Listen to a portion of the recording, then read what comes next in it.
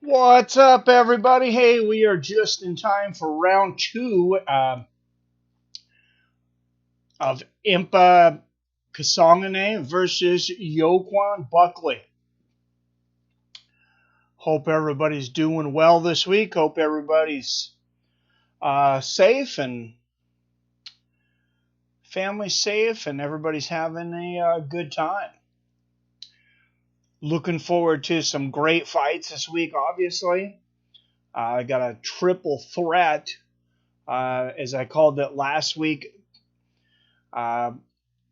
Big Ben Rothwell versus Marcin Tybura at heavyweight in the 3 spot. At co-main event, Edson Barboza versus Makwan. And then the main event, of course, Cory Sandhagen and Marlon Moraes.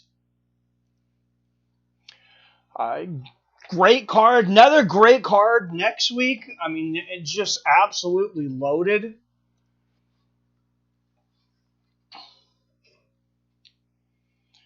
And if you're watching along, we are on ESPN Plus. Main card will also be on ESPN Plus. What's up, Song Pizza, Robert Kerrigan, Damon Stout, PBR Street Gang. Good to see you guys. What's up, buddy? Hope you're. Hey, I'm having a fantastic week. Thank you for asking.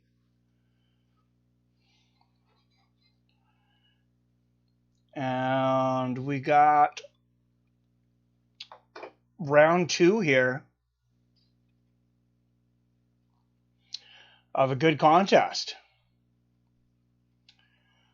Nice left hand there for Buckley. Nice little right hand underneath there for Makwan.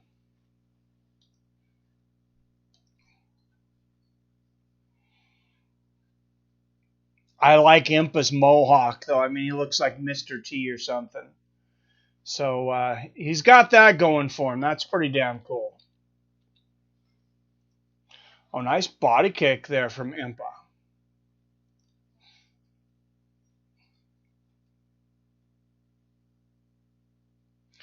And looks like for once we're actually synced all the way up on the fight clock. What's up?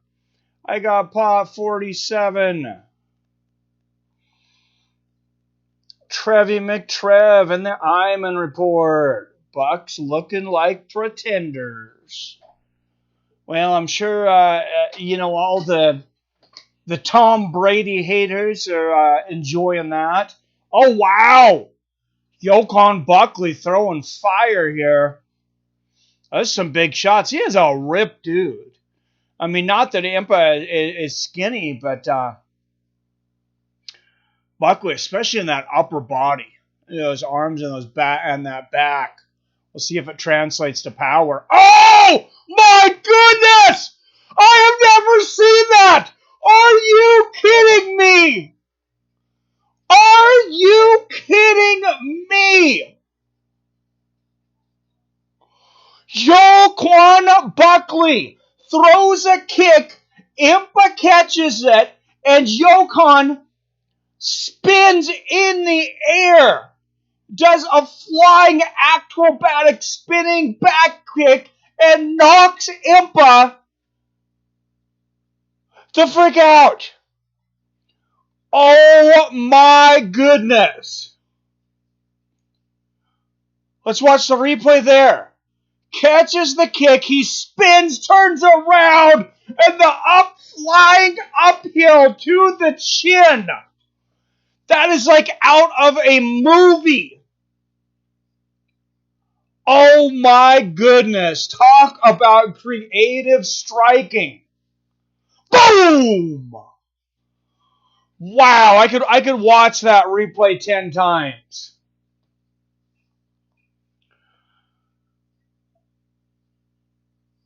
Wow, Ivan Report says give that man 50 G's. Absolutely. How can that not be knockout of the year?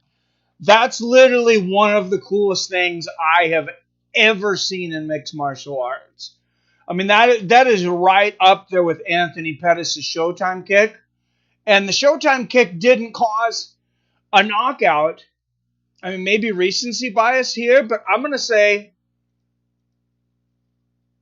That's better than the Showtime kick. He should start making merchandise now. Air Buckley. Ouch, I love it, Rocker. Last fight sure was good. Yeah, I was watching some of that while I was setting up. Hey, how about my Tampa Bay sports teams? Trev. I missed that earlier, Trev, in the action. That was straight out of the movie. He said as I was typing. Damn, yeah, that was absolutely crazy. UFC heavyweight was cut from the UFC this week. Tai Tuivasa, I thought, was cut a little while back, but he's back now. I don't know. I didn't see anybody cut. Bucks are 3-2. Bears are tough, but he just won Stanley's Cup, and the Rays are balling in the place. Man, yeah, I didn't expect the Bears to win that game. That was a tough competitive game. I enjoyed that game for sure. I didn't really have a dog in the fight, but that was a fun game. And just saying, not gloating, but just because you asked. I know you were about to. My Seattle Seahawks are 4-0. And Dan Hardy says, you trying to steal all the bonuses? Give that man 100 G's. Oh, my goodness.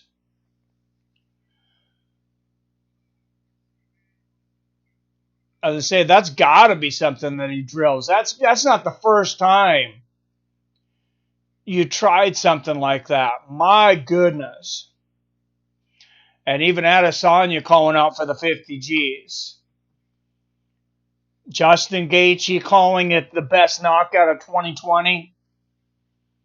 That's one of the best knockouts I have ever seen in combat sports. Boom!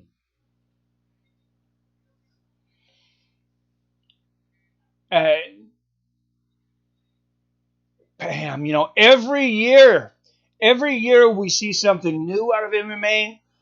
We see just a little bit of evolution, and we're really starting to see the evolution of the athleticism of the true athlete. When the UFC started, you had a lot of tough guys. You had some guys that trained in martial arts, whether it be jiu-jitsu, taekwondo, single arts, of course. And then they started picking up some more skills. We had guys that could strike and wrestle, maybe strike and have the wrestling takedown. But now we're getting guys that might have ended up in the NFL. Of course, Brendan Schaub, Greg Hardy was from the NFL. But, guys in their prime. Joaquin Buckley, look at this athleticism. That's as athletic as anything you're going to see in any professional sport. Bam. And I've been waiting for the UFC. I've seen UFC moves on the top 10 on SportsCenter. I love watching the top 10. That's got to be number one. That's got to be number one. Come on, ESPN. That's number one. That's your number one move of the week. The Combat Wombat Ben Sisoli. Some pizza got arrested for punching someone in a bar. Oh, I did see that. I did see somebody got arrested and then they got cut. Jeff Hughes was cut after going 4-0. I did see Daquan Townsend was cut too, Iman. And I know you said last week that he should be cut. Thick Boys up next. Yep, who will be rooting for Colby versus Jorge? I got Colby. Is that fight signed? I know that they're trying to get a replacement for a couple fights out there, a couple of main events and things. And I know that fight's been out there. I didn't see that it was signed. December 12th. There you go.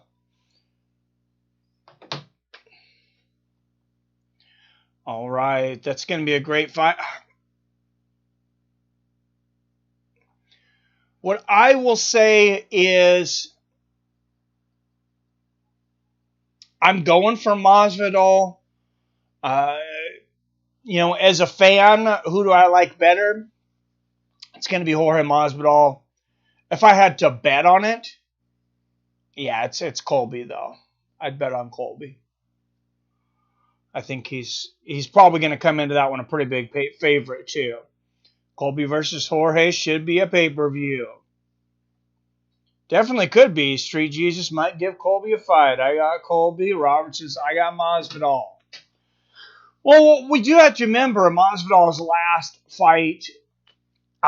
You know, not only did he not have a full training camp, I mean, he didn't have like any training camp. I mean, that was just it. Basically, he did the UFC a favor. No, basically about it. He did the UFC a favor. He took his title shot. He's like, I'm going to take it early. No training camp. No nothing. You need me for this event. I'm going to do everybody a favor, and I'm going to jump in here. And he did that. And I'm sure he was well financially rewarded for it, but you can't. I think you got to give him a little bit of slack on that performance. You could tell his cardio was not where it normally is. That's a fun fight, Jorge. Oh, for sure. That's a great fight. What's up, Adam from Allen? All right, Kerrigan. I need to look outside for just a minute. So. Hey, Becca.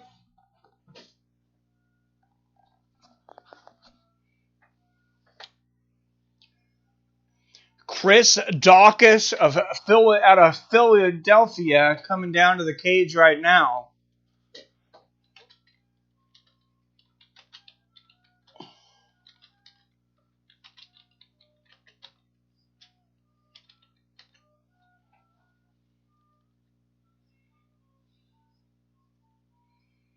Chris Daukaus versus Rodrigo Fajea.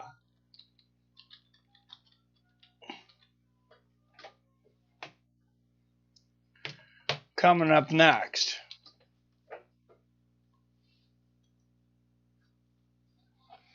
All right, guys, just 1 second. I think I might have left my lights on that side. Just a second. Hey, Rebecca. Hey, I think I did leave my lights on. Was the door locked?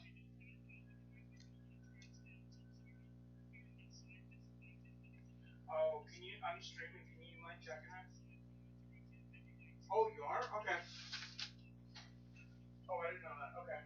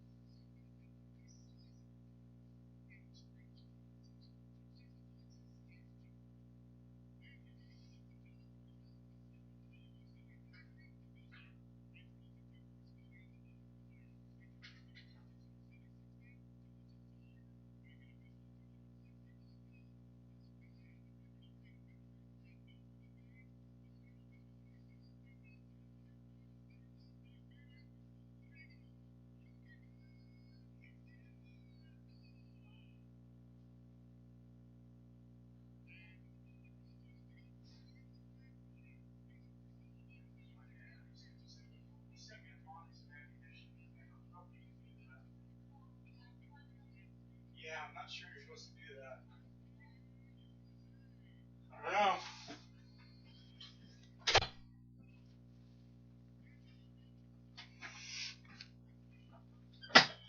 Alright, guys, sorry about that.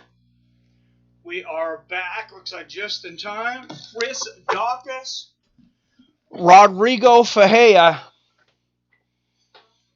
the big boys. And a touch of gloves there. Daukaus in the black, Nascimento in the gray. Oh, both guys throwing heavy early. Nascimento with the inside leg kick. Just about everything might seem a little... Oh, huge left hand from Daukaus! And he floors Nascimento. That was a shot. Oh, big right hand in the ground and pound here.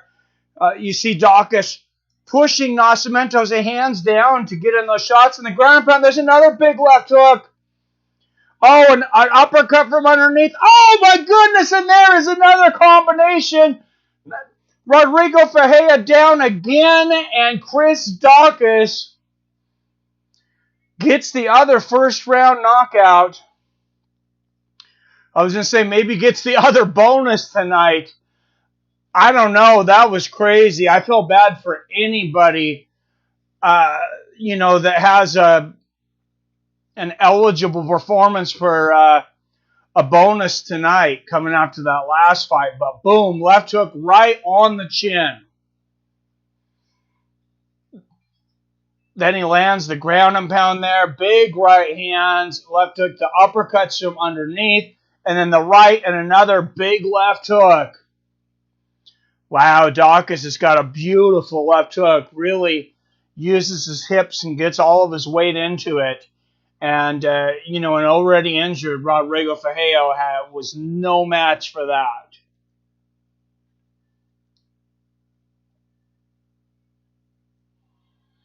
Wow.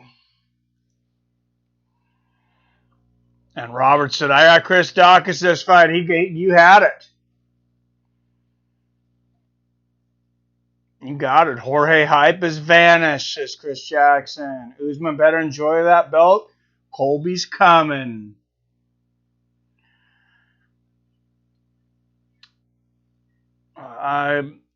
Some good news about me on the top of the stream you didn't see, I think. Oh, let me go back. I missed. Hey, congratulations. Robert Kerrigan says, my niece had her baby yesterday in Iowa. I'm heading out there in 2 weeks. 7 pounds, 8 ounces, baby boy. Shout out to Atlas Wayne Kerrigan. That is a cool name. That is a cool name as well, Robert. Congratulations, Uncle Robert. Yes, you did call that. I want to see Gaethje versus Covington at 163-pound catch weight. Not 165, 163. That is right in between. That's how they do them in boxing, like every 7 pounds. 5 and then 7 and then 10.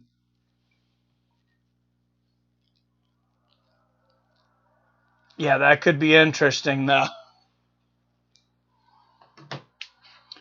45 seconds of the first round, Chris Daukaus.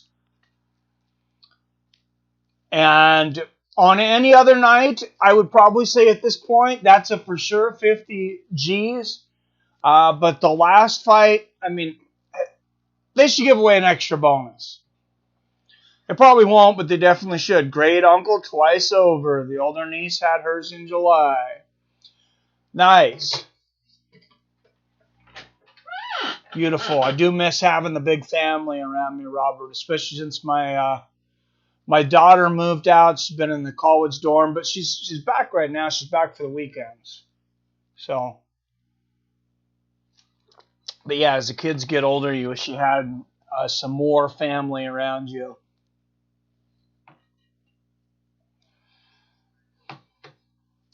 But wow, a couple of big fights.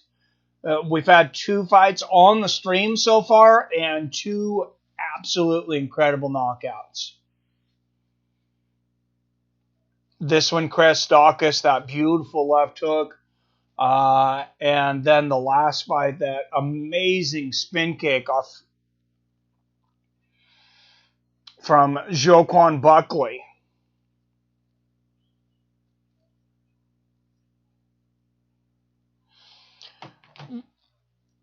I already see it. I think 2 of the top 10 plays on SportsCenter should be UFC knockouts, but maybe I'm a bit biased. We'll see what football has to offer this week. You plan on watching Lomachenko versus Lopez? I knew a Lomachenko fight was... what time is it at?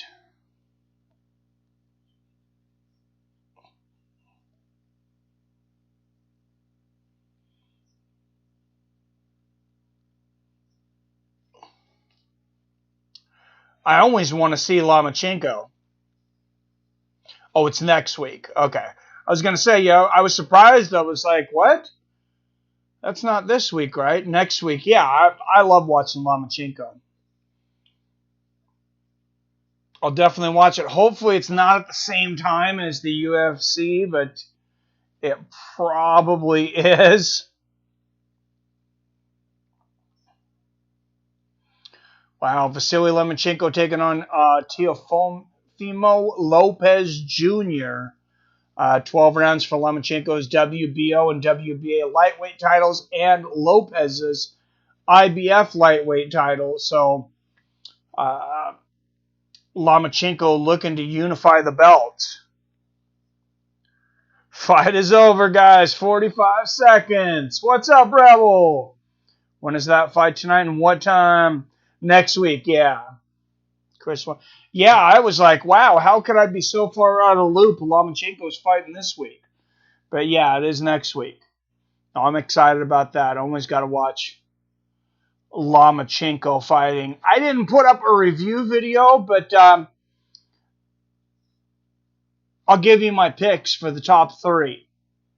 I think Big Ben Rothwell taking on Marcin Tybura. I think Ben's just got too much experience. I think he's a little too technical. Tybura's definitely got that power that he can put anybody out. But I think Big Ben just brings a few more skills to the table. And I think that's going to serve him really well against Tybura tonight. Edson Barboza, coming off a couple of tough performances. I think he gets back in the winner's circle tonight against Makwan. Makwan, he's dangerous, but I think Barbosa comes back. And Marlon Moraes, Cory Sandhagen, I mean, he's very good. Sandhagen's very good on the odds. He's won 7 of his last 8. Marlon Moraes has won 18 of his last 20. Sandhagen comes in a slight favorite on the odds makers. I'm going to disagree with the odds makers on this one. And I'm going to take Marlon Moraes. I think it's just too much power. Sandhagen is used to having a huge reach, being 5'11".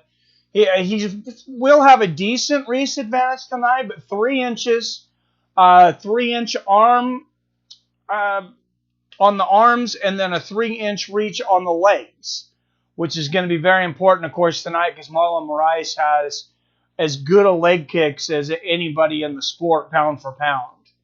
And I just think Marlon Moraes is going to be too much for Sandhagen tonight. I mean, Sandhagen's, he's very tough, but Moraes, he's a killer.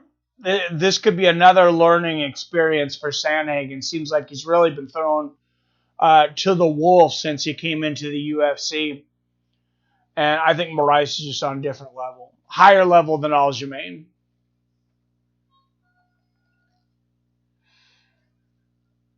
Chris won. Okay, next time good. I'll watch both at the same time.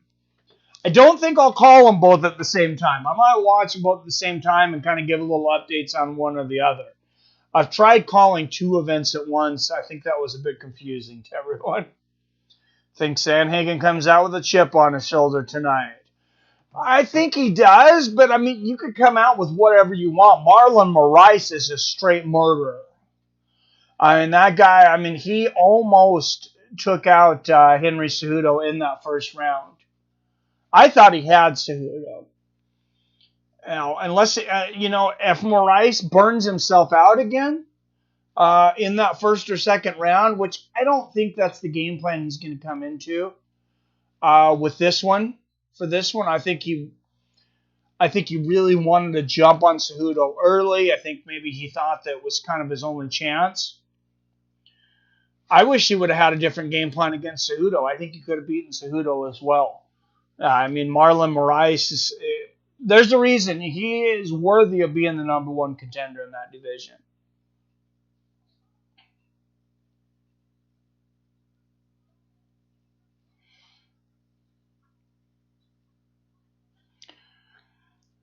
Guy is a murderer. Big Ben Rothwell, he's a guy, he's not going to be fighting for a title anytime.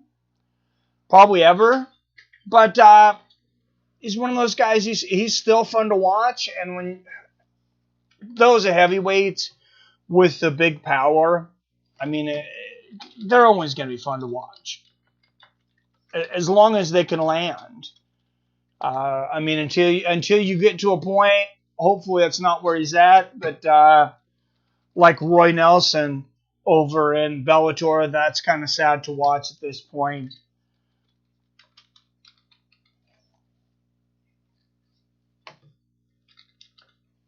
But I think Rothwell is still, he's still got a couple more left in him, I think.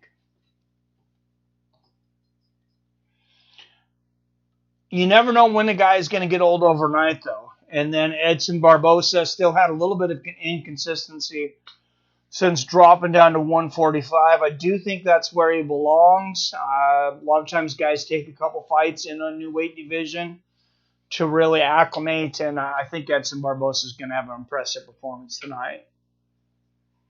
Moraes is hungry. He will destroy Sandhagen. Oh, Sandman for the win. So Iman and Robert picking different ones. Marlon might be rusty. It's been a while since he fought. It has been a little while. You're right. And Sandhagen is anything but rusty. That kid is very sharp. He's very technical. He has a very high fight IQ. He can do a lot of really good things. I mean, the one thing I agree with the bookmakers on this is the odds being so even. And I mean, this is a pretty even fight. Jonk, I miss Cejudo. What's up, Jonk? Chilling, bro. Oh, Pete, that sounds good, man. Yeah, we missed Triple C. For sure, he'll be back. He'll be back soon. He'll be back soon. He's just waiting for the UFC to offer him the right fight, the right payday.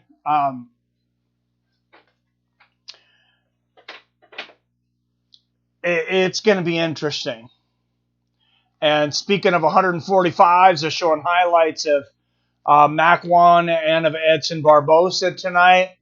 I mean, Henry Cejudo, of course, has even talked about jumping up to 145 and fighting for that title. And then I guess he could be C4. Already probably the greatest male combat athlete of all time. You look at the strikes per minute here in the co-main event. They're already breaking it down. Barboza and Amirkhani. Barboza over 4 strikes a minute. Amirkhani just 1.5 takedown defense. Pretty solid for Barboza.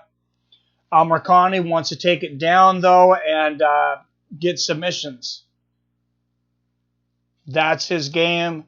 But Barboza, I think he's going to be able to mostly keep it standing. When he gets down, I think he's going to get up fairly quickly.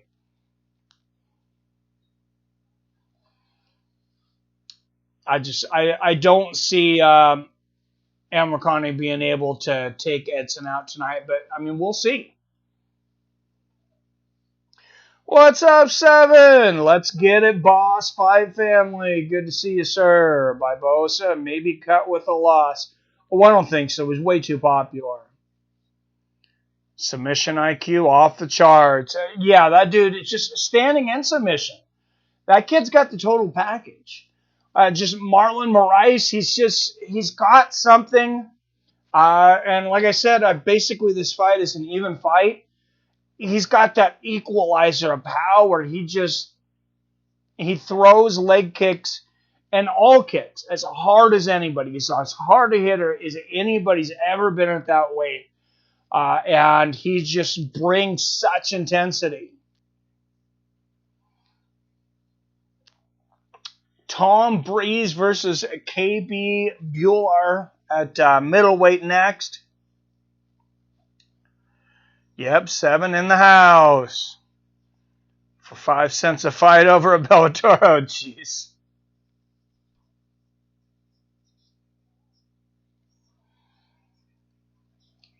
Rice versus Sandhagen like a nitro drag car versus a 24-hour Le Mans race car.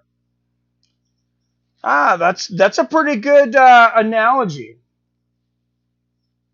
I don't dislike that analogy. I'll pin that. Oh.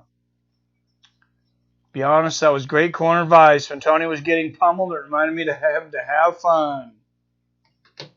Yep, Tom Breeze versus KB Bowler up next at middleweight.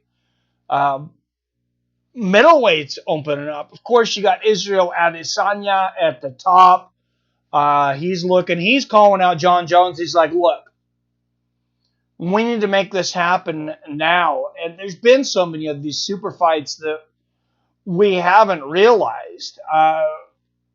Let's go down a rabbit hole just for a minute, real quick, and I'm sure we'll come back to this.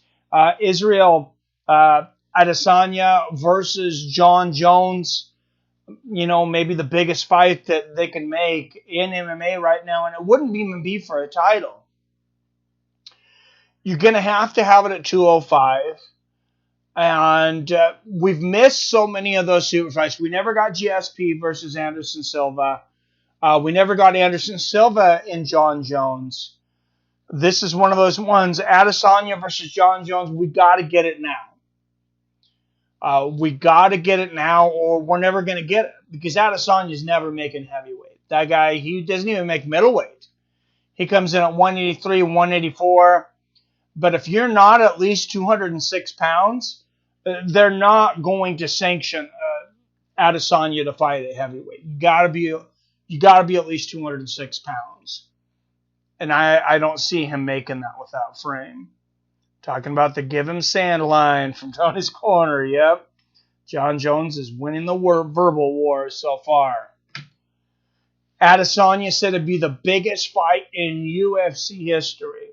I don't know if that's the case. I don't know if Adesanya is that popular yet. He certainly thinks he is.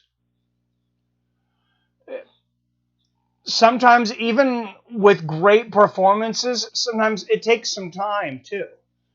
It took a long time before John Jones really, his name kind of got mainstream, and it's as mainstream as much for things he did wrong outside of the cage as things he did right inside of it. Tom Breeze, he's finished 10 of his 11 wins, 4 by knockout, 6 submissions, 7 first-round finishes. KB Bueller has got an incredibly tough UFC debut tonight. KB, his first fight in the UFC.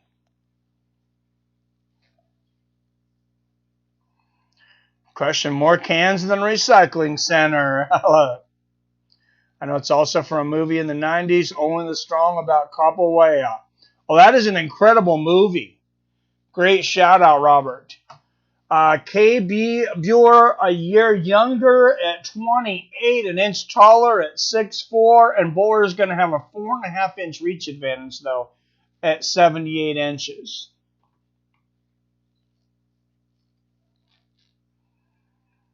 Would have to be a catchweight, Izzy versus JJ. All right, out of Edmonton, Alberta, Canada, he is a plus 200 underdog at 8-0 as a professional, making his UFC debut. KB the Bengal Bueller. On the other side of the cage, he's fighting out of Birmingham, England. A minus 240 favorite. Spectacular record of 11 wins, 2 losses. Tom Breeze.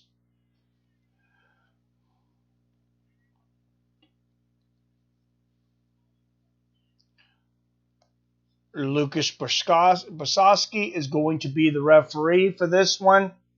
Fan of both men, but John is a beast. Izzy is not ready. Well, I think Jones wants to get him now. I don't know. Adesanya, he's 31. It's hard to really have that excuse if you're Adesanya. Nice straight right from Breeze there. He's 31. He had a ridiculous amount of kickboxing bouts. I saw the left hand there for Breeze. GSP said he'll fight Khabib, but at catchweight 165.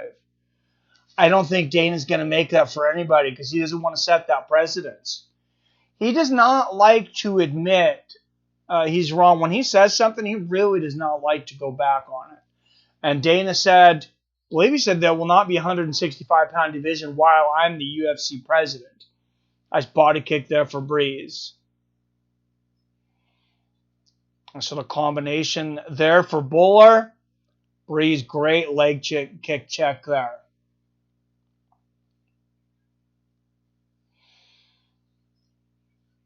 Nice low leg kick there from Buller. Israel Adesanya, no doubt looking on. Oh, big left hand there from Breeze. Another big left. He is teeing off on Buller all of a sudden. And blocks Buller's body kick there. Oh, beautiful combination there from Breeze after he catches the front kick. And you can be undefeated coming into the UFC. This is a whole nother ball game. Wow, and a straight right. He floors him with a jab. My goodness, Breeze. He just knocked Buller out with a jab. Just a straight right. A few hammer fists finished it up. Wow. And you know, there was somebody... I should have clipped this. Somebody had a great saying on MMA Twitter this week. Oh, that's more of a left hook. That's more of like a straight... Oh, no, that's the right. That's the right. That was a different shot. The straight right from southpaw. Let's see. Wow. And just a snapping right jab. So I don't know if it's just hit Buller just right. Maybe Buller doesn't have the greatest chin. Oh, that is right on the chin, though. Bam. And Bruce Lee, you know, he always talked about fighting with that lead hand. He was right-handed and would fight left-handed, or what most people would consider left-handed, because he believed that you should have your strong hand lead because it's the closest there, and just bam, right on the chin. Tom Breeze has got some power. Peace and love, my man Mike. Peace and love back, Rebel. What's up, man? White and fight deal contract only. He did say women would never compete in the UFC. You're right. Not division, just favor for Khabib. All he did for the sport. Last fight, Dana said he'll do anything for Khabib. That would be awesome. Khabib 30-0. Eagles smash out. Ever Dana White speaks lies, begin to cry. I like that. I love when Dana gets mad. He gets so red and pink. Tom Breeze moving to 12-2 as a professional. You see that beautiful kind of hook straight left earlier. And then it was just that jab. But yeah, somebody had a great piece of wisdom on Twitter this week. And it was an MMA fighter. It wasn't one I recognized in the UFC, but I wish I would have saved it to give the guy credit. He said, make sure you perfect your jab before your spinning back kick. And we've seen both of them tonight. We've seen knockouts from both moves tonight. Apparently, the spinning back kick's a pretty good thing to perfect too, but damn. Like a newborn, a hairless pinky mass. Sad he will never see Ferguson versus Khabib. Sam 302. Tony Ferguson was on the Ariel Helwani show this week. The last show of the week, I think from Friday. I actually haven't listened to the whole thing yet, but he's calling everybody out. He's saying, yeah, I told him I'd fight Dustin Poirier. I told him I would fight Michael Chandler, but I want a full training camp because I need some respect. Because I jumped in against Justin Gaethje on short notice to save that card. Now Gaethje ends up stealing my title shot. I didn't say stealing, but, you know, he's got his belt. And then Tony's like, you know, put some respect on my name. And he actually said, he goes, I'll let it go to voicemail. He says, I'm a different type of guy. As we've heard him say before, he said, I'm the type of guy that doesn't answer Dana White's phone calls and doesn't go on Joe Rogan's podcast. So that's an interesting interesting interview, to say the least, with Al Kukui. But, I mean, that guy's always interesting. He's definitely a different type of guy.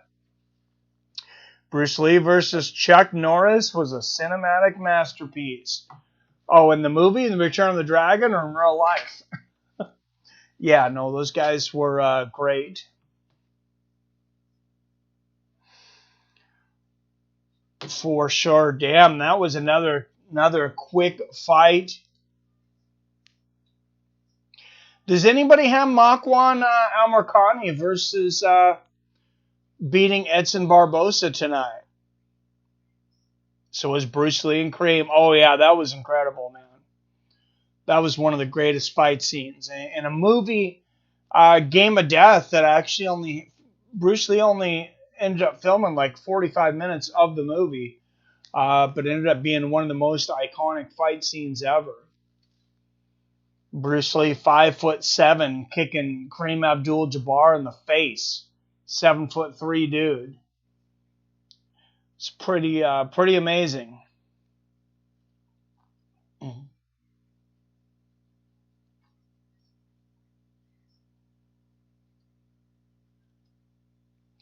All right, guys, and what else is amazing? When you can have food and beer delivered to your house. Guys, you don't even have to leave. I got the hookup for you for the discount.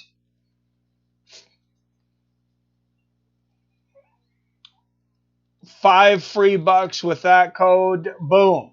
You don't even have to have a minimum order. As far as I know, you get $5, I get $5 back. Grubhub's been a great sponsor, and Grubhub, actually, shout out to Grubhub. They have given more money now to MMA with Friends than any other sponsor. They surpassed even Robinhood.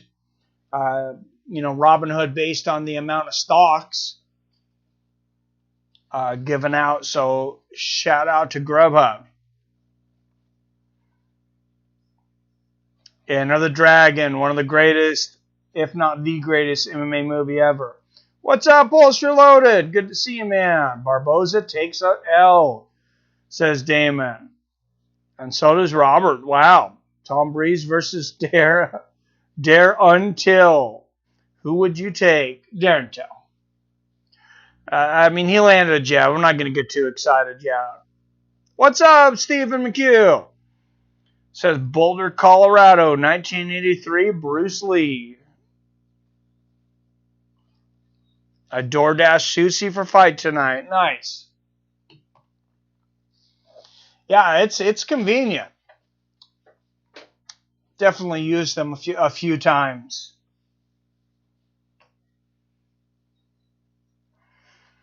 You just got to be careful. I don't know if anybody else does this. Generally, I wouldn't shout it out, but I just think that it's so egregious and kind of disgusting. Be careful if you use Uber Eats. Be careful. Because when you click on there, I clicked on there and went on to order, and there was no delivery. I ordered off of their website. When I called to get my food, they said, you're going to have to pick it up yourself. I was very confused by that. And then I believe they ended up charging the restaurant a fee. So, pretty crappy.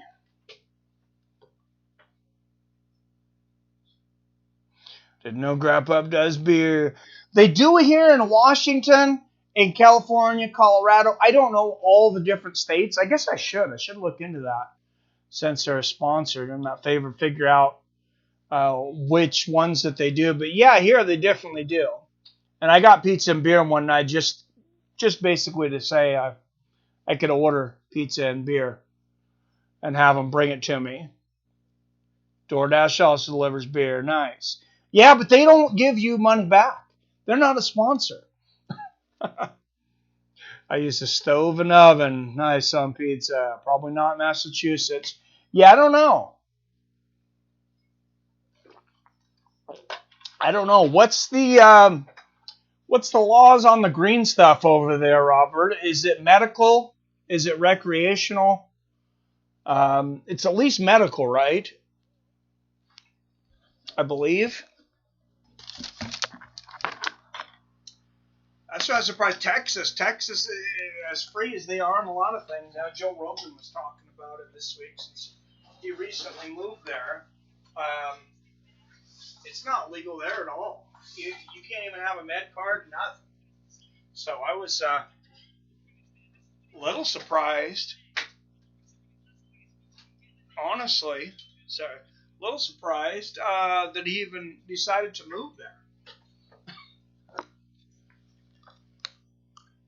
Knowing how big of a fan he is of the sticky, but oh, sorry guys, I forget, and I take the headphones off. That I take the mic off now. Just say no. Recreational now. Remember, I grow 20. That's right. That's right. All right, I'm going to take a quick restroom break before the next fight starts, guys. So take a quick break. That'd be a good time. Good time to call Grubhub. Get yourself some food. Maybe some beer, depending on where you are.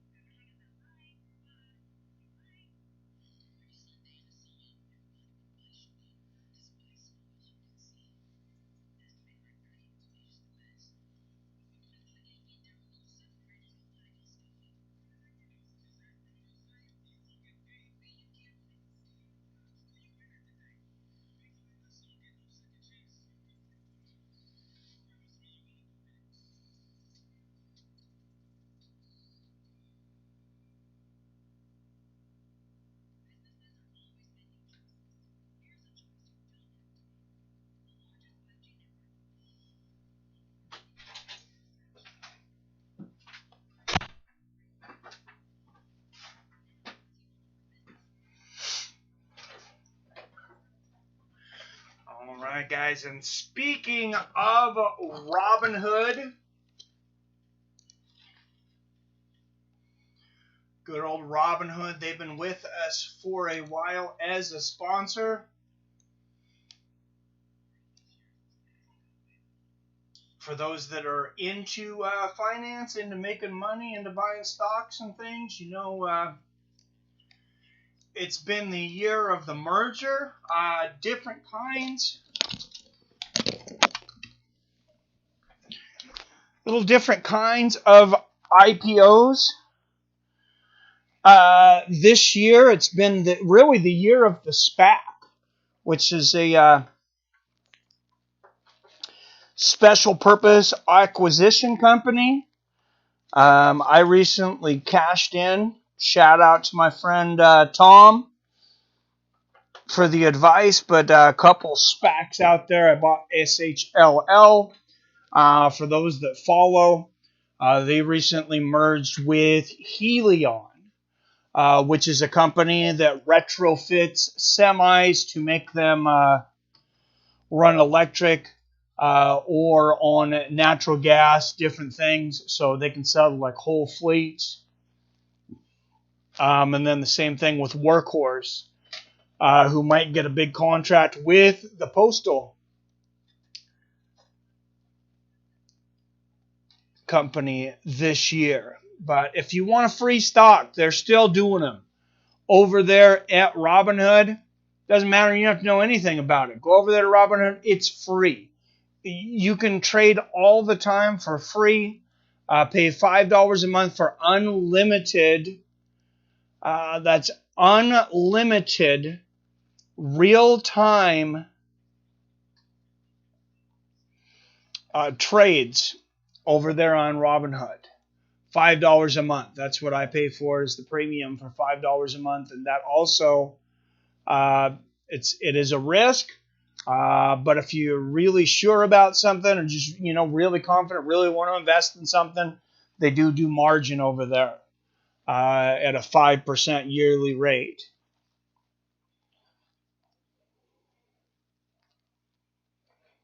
Once went through a drive-thru and asked to place an online order and wait for delivery. What? Oh my goodness, that's might even be more ridiculous than Marinata. Alcohol and beer only sold from 11 a.m. to 11 p.m. and not sold on Sundays. Damn. Well, we used to not sell hard alcohol here in Washington on Sundays, and I think it's been 5-10 years since that changed. But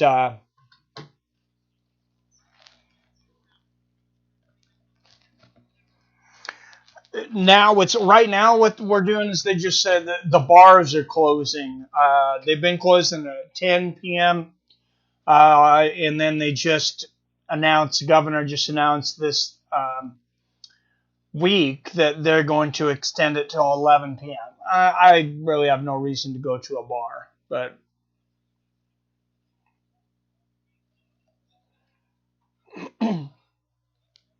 was it a bank? Boom, roasted. Smell. Miss California, where I got alcohol from 6:30 a.m. till 2 a.m. next morning. Yeah, that's what it is. It's 6 a.m. to 2 a.m. here, Robert. We actually get an extra 30 minutes. I didn't realize they were 6:30, but moved out 5 years ago. Missed the legal weed. Here in Georgia, it's super illegal. And speaking of super illegal and the sticky, John Jones recently came out in an interview. I don't think he had ever commented on his hiding under the cage incident where he hid from USADA. He came out and said that he hid because he was afraid he was going to test positive for marijuana.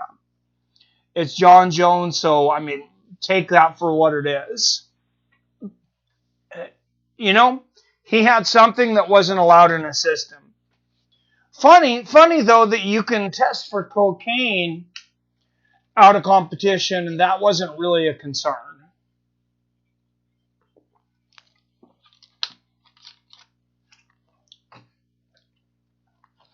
Wasn't really even a concern. Does Condit beat Chiesa in a rematch? Not now. No. Not now. I don't think Condit's... I mean, yeah, I know he won his last fight against Court McGee, but Court McGee's another guy that's... Not only is he older, I mean, he's been so sporadic in his career. Yosef Zalal versus Ali Topuria coming up for the first fight on the main card.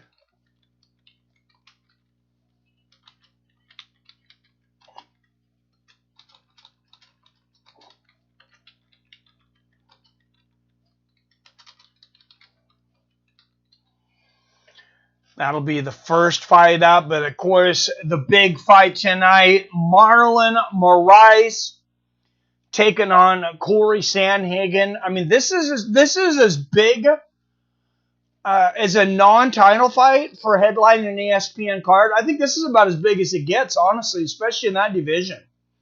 I mean, these guys are two guys that could... Either one of these guys could be champion, and one of them, if not both of them at times, probably will be.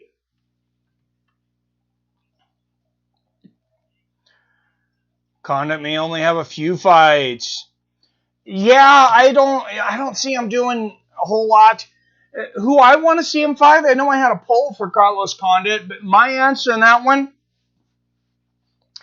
I think it's Nick Diaz. If Nick Diaz is really, supposedly he is really serious about coming back. He's got himself in shape during quarantine.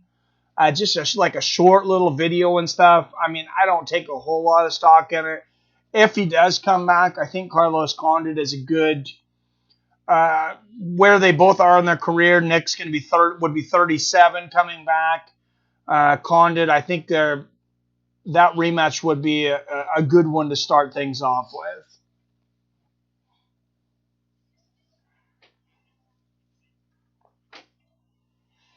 Does the Zombie KO Ortega or drag it out 4 or 5 rounds? Dude, that is such an awesome fight. Next week we get Brian Ortega versus the Korean Zombie. That is so insane. I cannot wait. Your guess is as good as mine on that one, man. That's such a tough one. That's such a tough one. I might have to watch some tape on these guys. You don't like to bet against either one of those guys. What's the word on McGregor versus Dustin too? What's up, Billy? If you go by what Chael Sonnen says, and he usually is in the know now that he's working for ESPN. About an hour ago, during the prelims, he posted a video and I haven't got a chance to watch it yet, but it says, has Conor already gotten his contract fight? Have they already signed the contract? Something to that effect. I butchered that. I'm going to look it up real quick and get you the title of it, though, actually. Because, yeah, he just posted this.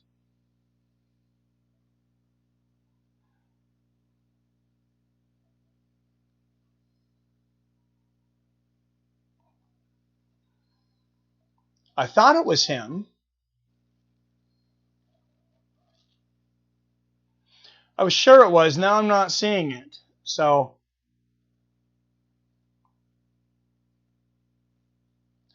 I don't know.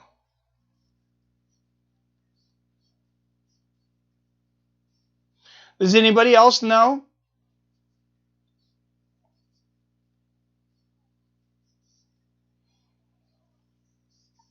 It's not been announced, I'm pretty sure. Conor said he wants the fight. He'll take the fight. He's going to donate $500,000 to a charity if he takes the fight, but that it has to be this year. I don't know what that means. The Weasel posted a couple days ago, great MMA account, by the way, that Conor McGregor accepts Dustin Poirier fight. We already knew that.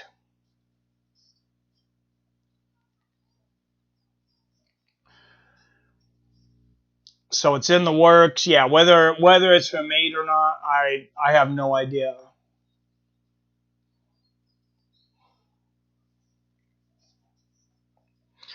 Chael is a bit of a dummy. He said the biggest threats to Izzy and Chris Weidman are Tyron Woodley. He lost all credibility in my eyes after that statement. What? When did he say that? That's weird, man. All right. That's pretty. Usually he's pretty on, but wow. U.S. Geriatric League. So pizza. I got Zombie all day. This time it's personal. Dillashaw faces winner of Moraes versus Sandhagen. I like that. I kind of do, but honestly, I don't think Dillashaw deserves that coming back to knock one of these guys off, because whoever wins that is going to get an automatic title shot. I think he needs to win one. Then I think he needs to fight for that number one contender spot. I don't think, because Moraes is already the number one contender. If Sandhagen beats him tonight, he'll no doubt be the number one contender. I don't think Dillashaw should just be able to jump right in there and beat one contender and fight for the title. Not after what he did. I think he has to win one and then fight the number one contender, and then he gets the title shot. That's still only 2 fights, and you're fighting for the title. Ortega T-City wins against Zombie. Yeah, man. Like I said, it's hard to count either one of those guys out ever. Ortega is obviously going to have the advantage when it comes on the ground. The Korean Zombie, standing-wise, I would say he's very similar to Max Holloway. And Brian Ortega, you've seen how much he struggled with him, so that could end up being an issue. He doesn't have the takedown defense that Max has, though. He doesn't have the grappling that Max has. So it depends probably on where the fight is fought, who can impose their will. Can Ortega drag it down to the ground more, or can the Korean Zombie keep it standing? What Chael was trying to say is Izzy would struggle against an explosive wrestler, a la Weidman, or T Wood. Too bad Costa fought scared. Yeah, Costa fought. That was weird. I didn't really think that. Now that you say that, I'm not going to argue with it, Billy. He did seem to freeze, though, against Izzy. And Izzy just came out and destroyed him, of course. Maybe he was a bit hesitant. Some guys don't do well when in the build-up to a fight when there's a lot of smack talking. And sometimes maybe you don't know it until you get in there. Everybody's been in a situation, I think probably, where you didn't think you were going to be very nervous. And then you get in there, you get up, whether it's on a stage talking to someone or whatever, and then all of a sudden you just break out in a sweat and you just, you're nervous as hell when you didn't think you were going to be nervous at all, maybe even having a panic attack. I think maybe this was what happened to Paulo Costa. I don't want to take anything away from Israel Adesanya because that was a brilliant performance. But, like, we've all had it happen to us probably outside of fighting. Now put it inside of a cage for your life. I'm sure it happens more than fighters talk about.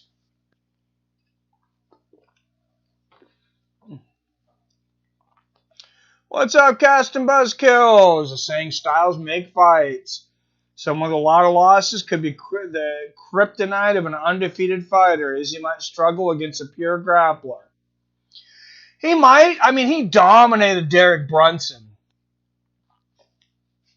And that was, over a year ago. That was early in his UFC career, at least. But we'll see. Fury versus Wilder, likely delayed further. Fury to take another fight in between. Well, they've got to. It would be stupid, I think, Billy, for them not to have a full crowd for that one. If you can wait it out and manage to get a full crowd for that, or even 50% of crowd, some kind of a live gate, I think you got to wait. And as far as the pay-per-view, I mean, especially the boxing fans, the hardcore fight fans, they're going to eat that up, and you can hype that fight up and sell it to everybody again. That fight's not going to have an issue selling on pay-per-view, I don't think. They would just want to see what they can get in the live gate. They're going to want to have the big stars there to be able to show. Winner of that should fight Mike Tyson, says Robert. Yeah, Mike Tyson versus Roy Jones Jr. in November.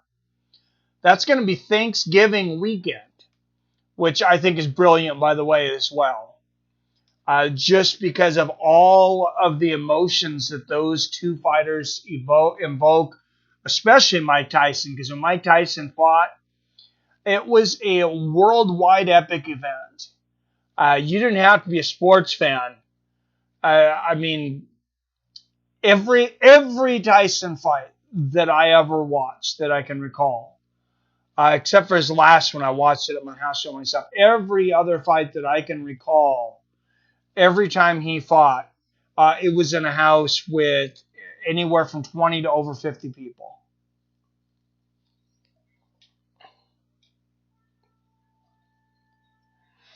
Costa said he had an injury during the Izzy fight. I did hear that. Gastelum was an explosive wrestler that faced Izzy. True, Chris. True. That's a good point. Is about to be champ for a while. I see him tying Silva. His title defense. Dude, Israel Adesanya is very, very, very good. I don't know if he ties the title defense, for one thing, because I think he faces the winner of Robert Whittaker versus Jared Cannonier, which, by the way, is on 2 weeks on the same card as Justin Gaethje and Khabib Nurmagomedov. That is stacked AF. That card is ridiculous.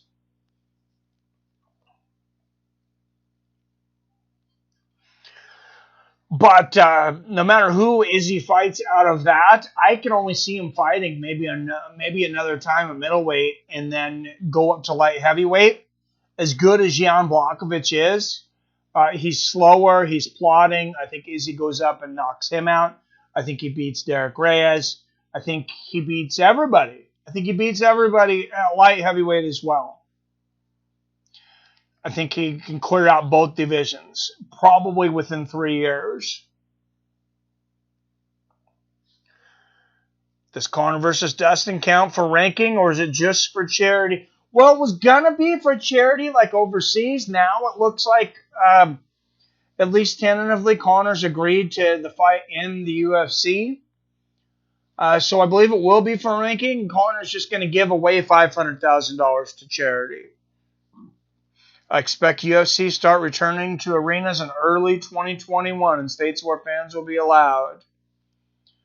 I hope so. You hope this thing really gets under control. Youssef Zalal, a year older at 24, 3 inches taller at 5'10", and he'll have a 3-inch reach advantage, 72 inches. Youssef Zalal, one of the most creative kickers, creative strikers there at featherweight. And first, fighting out of Alicante, Spain, a plus 130 underdog, undefeated at 8-0. Elia Topuria.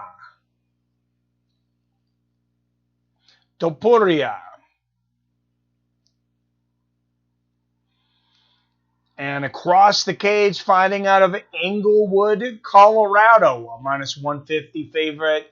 He's 10-2 as a professional. Youssef Zalal. I said this kid is a very creative striker out of Morocco. And there really hasn't been a lot of success in MMA over in Morocco yet. This guy's already got a fan base over there. I mean, if he becomes a contender, he's going to be very big in that area of the world. Starting first match now, Greg. Hey, dudes, main card start? Yep, it's the main card, Greg, right now. All right, a touch of gloves, Lal in the red. Topuria in the black. And Topuria is going to have to get inside that 3-inch reach of Zalal. And he's going to have to expose Zalal's wrestling. Topuria is going to try to take this to the ground right away. Nice counter left hook.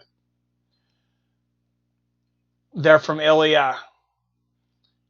Nice jab to the body from Ilya. Ilya landed, body kick from Zalal, but a straight right over the top from Topuria. And we really didn't expect to see him try to strike with Zalal. I expected him to try to shoot right away, but so far he has landed more strikes. Nice right to the body, left hook to the body there from Topuria, and Zalal going up for the head kick. Good defense from Topuria. Checks the leg kick. Ilya Topuria really putting on a good account for himself here in this first minute of the fight. It's early, but there's a nice combination from Ilya. And you can see why If you're not real familiar with Ilia Topuria, you can see why the odds on this are so close. At least so far. Nice jab for Zalal. Nice right hand there from Zalal. And a good body kick there from Zalal. Adesanya could be 1 or 2 wins away from getting a shot at 205. Yep, Tyson fights equals good parties, for sure. There's a guy with the... I was going to ask the same question, Greg. There's one of the guys fighting tonight's nickname, I believe, is the Joker. I'm not sure who he was. I think the guy might have fought already. Topuria shooting for the takedown here. Zalal does have a good guillotine. Oh, great reversal there by Zalal. Transitions Topuria into the fence. Zalal looked like he might be thinking about a sweep. Oh, beautiful throw here from Topuria. Great freestyle wrestling throw there from Topuria. And he immediately goes into mount. Wow. Great move there from Topuria. He's got the legs locked in. And Zalal looking to give up the back. We might see a slight upset here. Looking for a head and arm choke. Zalal is in a world of trouble right now. This is a horrible position against Ilia Topuria. And Topuria making his UFC debut.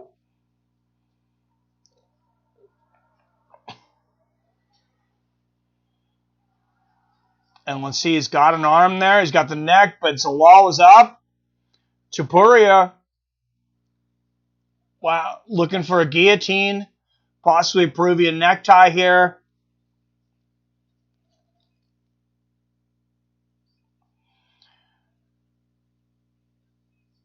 Oh, looking to transition here.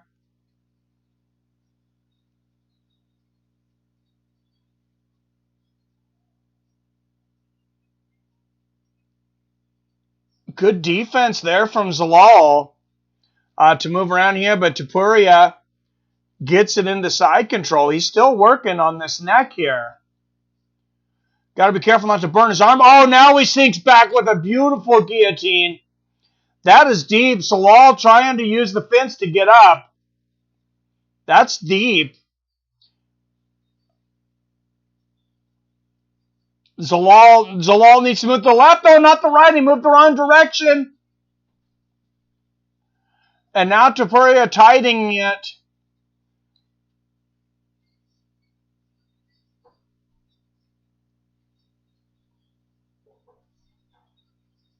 Oh, and there it is. Great defense there from Zalal. Gets out of it, but Topuria is still in a dominant position here. I mean, he is just relentless with the submission attempts. And look at this unorthodox sweep here. Zalal tops up again and back in the center of the cage the last few seconds. Body kick from Zalal. Jab to the body from Topuria. Ilia Topuria putting on, oh, beautiful combination. Topuria gets the best of that one. Left hook to the body and a takedown. Big first round 10-9. Ilia Topuria. Marcus Perez had the Joker paint on. Thank you, Billy. Colorado, let's go, Yusef. Yep. Hope Roy doesn't think this is going to be a sparring set. Well, I don't think he does. I don't think he does at all. He better be ready. Yeah, he better be ready.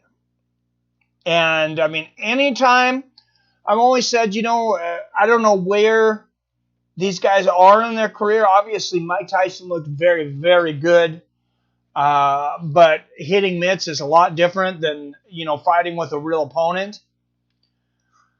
But anytime I say, when you have two guys of fairly equal skill, I give it to the bigger fighter. Mike Tyson's definitely the bigger fighter. He's got to come in the favorite.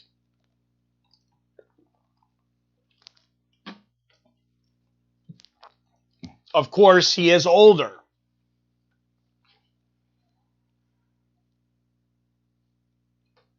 Yeah, and next week, the Korean Zombie and Brian Ortega. Great card. Starting an hour earlier next week. Main card starting at 4 p.m. Pacific. And Zalal shoots for the takedown, gets a single leg. That's interesting. And Zalal's still fighting for the takedown. That's really interesting. As much as Topuria seemed to be kind of lighting him up on the ground there. And live in-play wagering after round 1. A bit ridiculous. If you ask me, Ilia Topuria, minus 265 favorite. I don't think Yusuf's out of this fight. That's a crazy in-between round odds. Nice elbow there from Topuria. Yusuf with the W. He gave off a creepy vibes, Robert. Just watched 2 30-second ads to get in here. No regrets. Well, thank you, Nuka-Cola. Appreciate it. And Topuria looking for that guillotine again. Like I said, I'm pretty amazed that Zalal's trying to take this to the ground, but that just shows you Topuria was outstriking him in the first round. I mean, Ilia Topuria seems to not be having really, butterflies seem not to be an issue. Nice elbows there from Topuria. In his UFC debut, to be doing this well against a guy like Youssef Zalal, it's pretty amazing. Oh, good elbows there from Topuria. Man, this card has been fire so far. Oh, it's been amazing. I was just playing Fallout Shelter. Well, it's funny too. I haven't played it. I'm not good at those first-person shooter games. I grew up in a different time. I guess I'm too old. I grew up, Sega Genesis was the big, my big, middle school, high school system. High school, we got PlayStation 1, but yeah. Oh, big left hook there from Topuria. Great knee from Zalal, but Topuria hits him with the right hand. Oh, Zalal lands a shot, and now they are exchanging great exchanges here. Oh, beautiful combination from Topuria. Right on Zalal's chin. Zalal's got a great chin, but Zalal, for whatever reason, I think he was keeping that left leg up because he was anticipating a leg kick from Topuria to check, and Topuria says, you're going to put your foot straight up in the air, I'm going to take you down, dude. And Topuria on top. 34, not that young. I had an Atari. Yeah, I remember the Atari too, man, and the Nintendo. There you go. I just didn't ever get very good. Once they started putting more buttons than the Dreamcast on the controller, man, like my brain can't comprehend it. Too many buttons. And Topuria still looking for this. Look like he might be going for a head and arm or a neck crank there, but it lets it go. Nice elbow here. He's very dominant on the ground, though.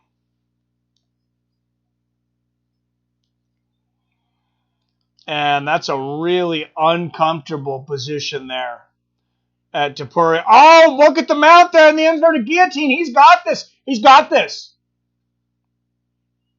Oh, nope, he's out. I thought Zalal was out. Wow, and Zalal makes it out. But now Topuria has the back and he's got hooks in. Ilia Topuria, I mean, he might be looking at a 10-8 round here. This has been so dominant. Oh, and Zalal reverses it, finally. Topuria getting up now. And now Zalal looking for the backpack. Now we got a transition battle. You see 4 submission attempts there for Topuria. Topuria throwing Zalal off. Man, his grappling is just so good. His freestyle wrestling is incredible. Nice up kick there from Zalal, though. Zalal going for a heel hook. Or a knee bar. Topuria says he's fine. And you go on to the next round. Big cut above the left eye of Topuria. That could have been from an upkick from Zalal.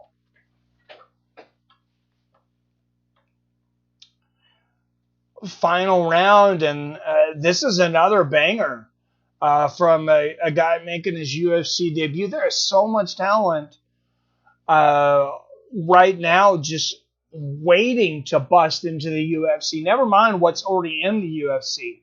There's so many guys that are so good waiting to bust into the UFC right now, and we're seeing them on pretty much a weekly basis. First game I played was the Oregon Trail and a 3.5-inch floppy. Yep, I remember that in school on the old Apple IIe, man. I remember playing that in grade school. I'm 41, still have my Atari games in original boxes. Oh, that's awesome.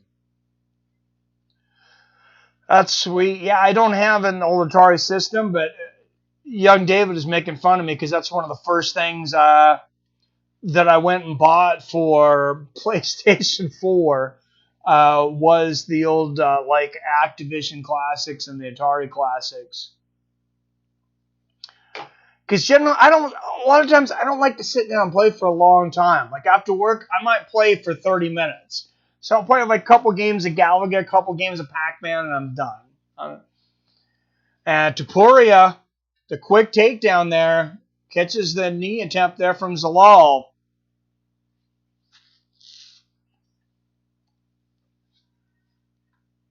Played that at school in computer class, and I was in the second grade. Yep, about the same time for 32 eggs for Genesis. Oh, yeah, the only game I really remember being decent, I remember the Star Wars game, and I remember the Tough Man contest game for it, but yeah, it sucked. That might have been what buried the Sega. Topuria trying to control Zalal on the ground now, but Zalal on top position now. We'll see if he tries to stand up. Topuria gets some really interesting positions with those legs. Controlling Zalal around with his legs, and now all of a sudden he's got one hook in. I mean, he is like a snake.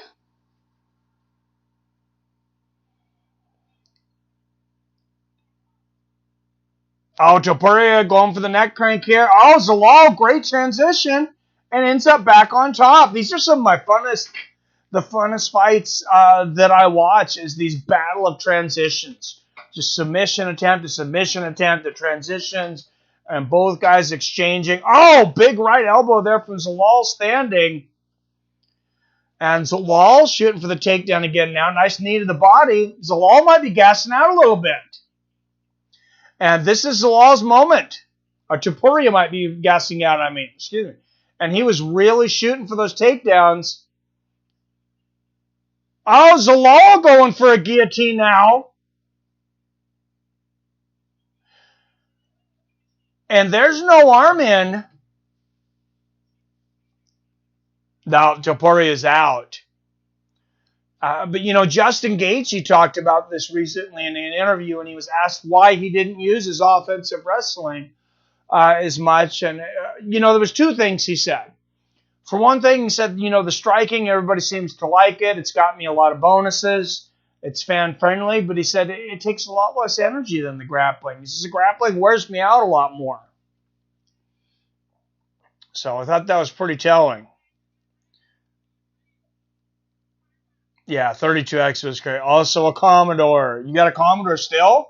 I remember the old Commodore VIC-20, man. That was my first computer. Was a Commodore VIC-20. Oh, nice right hand. That from Topuria. Great spin. Seems to be getting a second wind. And pulls Zalal down. Now he's got hooks in again. And Zalal... Wow, this is not where Zalal wants to be. It's hard to tell from the angle, but Topuria is not under the chin yet.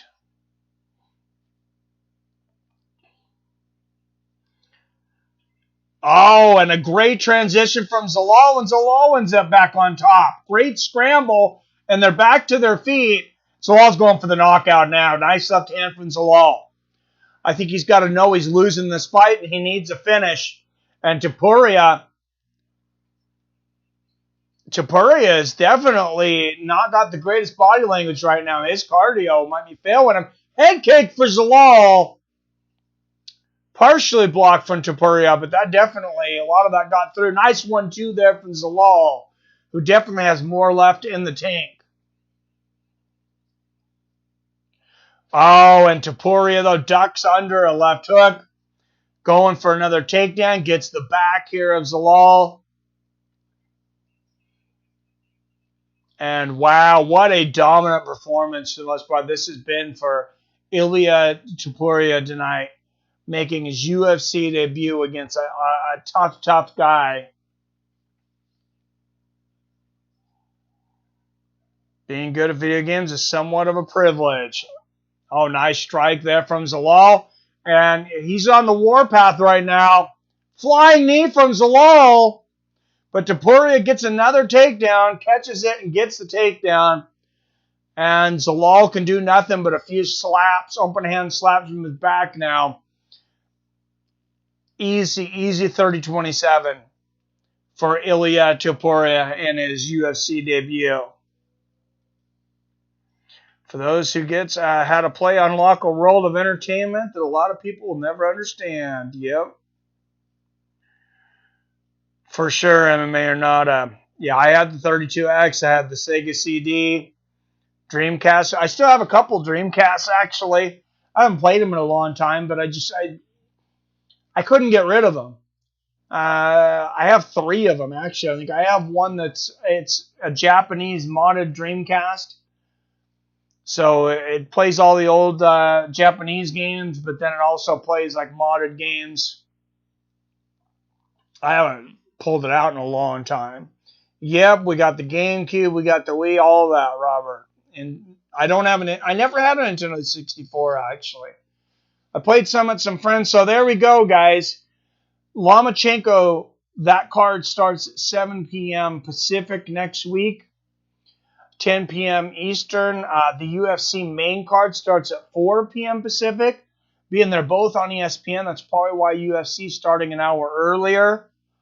And being that Lama is the main event, we should definitely be able to do Lomachenko after the UFC.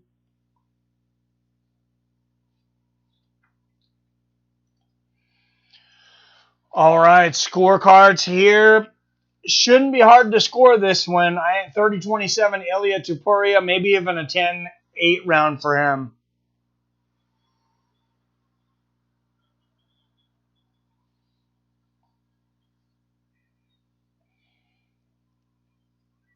There you go, Ilia Topuria with the unanimous decision. No surprise there. Almost forgot also Neo Geo with Slaughterhouse Game, an original Sega Master System. Hogan's Alley and Road Rash, built-in on system. I had the Sega Master System with the Safari Hunt and Hang On built in. Robert. Ilia Topuria moving to 9-0. What a UFC debut. That is amazing. Almost level 250 in Fallout 76. Next week is treasure hunting event. Good times. Add me, same PSN name. MMA knowledge. Or for UFC 4. I'll have to check it out. I very rarely play, but yeah, anybody that wants to add him. I got to bring my PlayStation upstairs to hardwire it because I can't stay connected downstairs. It's not a good enough connection. But if I'm on UFC 4 online, I'll add you MMA knowledge. Nephew in Texas has them now. Played them in July when I visited. Nice. Watching the ocean fall out of the sky right now. Oh, it was raining pretty heavily here too. What's up, Vigilant Skeptic? Was a good fight. Everyone else had Atari. We have the knockoff called the Odyssey. Wish I still had it. I remember that. And Song Pizza, not only did I have the Jaguar 64, I had the Jaguar CD with the Dragon's Lair game. Friend had Jaguar only system. Mom didn't buy me. It was expensive. I did not buy it when it was $700. I ended up buying it at a used game store years later. after it came out. What did it come out, like 94? And I think I guess it was like 5 years after. I think I bought it in like 99 at a used game store. And then it ended up being really rare, and I ended up selling both systems and all the games online for a pretty good amount of money on eBay. A lot of transitions, reversal, and submission attempts here. My gas tank is empty just watching it. Yeah, that's something you don't always get to see, Greg. So I was glad to see. I think that system was crazy expensive. Yeah. Are you busy Monday, Mike? Broncos versus Patriots, 2 p.m. Pacific, and Saints versus Chargers at 5 p.m. There's a 2 p.m. game? I knew they were moving that one to Monday, but I didn't know it was at 2 p.m. Damn. I should be able to do one of those, Billy. For sure. No, I shouldn't be too busy Monday, actually. You want to come in and help me and co-commentate, though? I'm not near as caught up in football right now as I am in MMA. Vigilant Skeptic with the $4.99 donation. Thank you, Vigilant Skeptic says, I don't know if I'll ever watch UFC without your commentary. Well, thank you, sir. That is a great compliment. Appreciate it, man.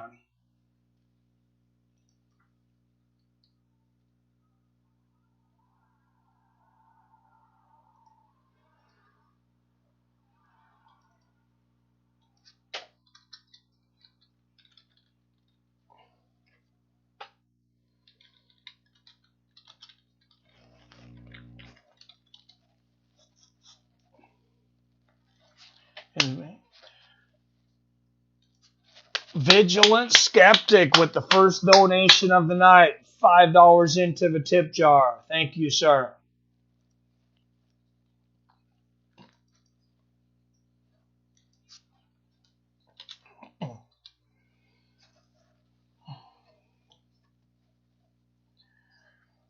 I'm in a few. All right, I'm in, Billy. At Sam 302, it was Yoquan Buckley with the decapitation head kick. Oh, yeah, that was insane, man. No one could afford the Jaguar, brand new. And I had very little games for it. I knew one kid, and I guess I would say I was his friend, but I found out I wasn't because he didn't invite me over to play it. But he called out an entire week. I think we were in middle school. Is it a 5th grade or 6th grade? So it might have been elementary. 94. I got to think about how old I am. No, we were definitely like in middle school or high school. We were older. But maybe even freshman year. Maybe that's some. Anyways, he took a week off of school to play his Jaguar system. But yeah, they didn't make very many games. I remember that like Bonk game. I think they brung Slaughterhouse 3 back out for it. I don't know. Yeah, not a lot of games. Finished all 256 stages of Gallico. Holy crap.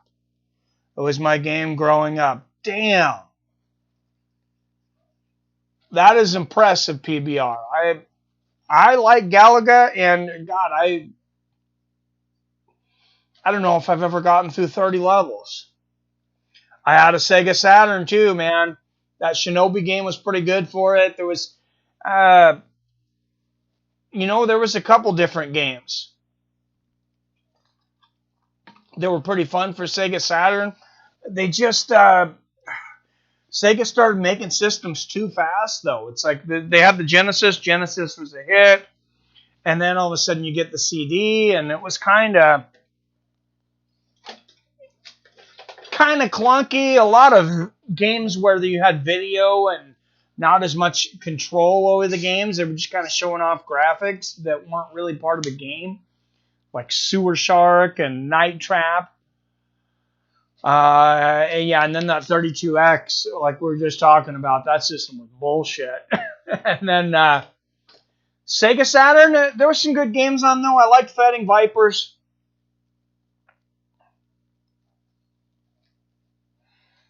Heck yeah, OG Atari's still intact. Can't even keep a game disc a year before it's all scratched and cracked. I just download them anymore, man. Yeah, because they end up getting damaged. Alan Bedel versus Tom Aspinal. Alan 5 years older. Tom 2 inches taller at 6'5". Alan 2 pounds heavier at 254. And he'll have an inch reach advantage at 79 inches. And we got to talking about old games, and I haven't put in the names of the next fighters. That's okay. Out of Paris, France, a plus 475 underdog. 8-1 as a professional. Alan the Black Samurai Bedel.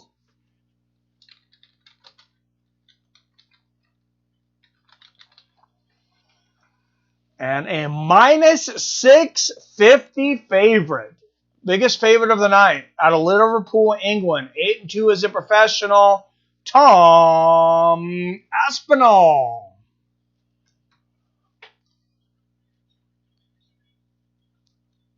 Lucas Bosacki will be the referee again.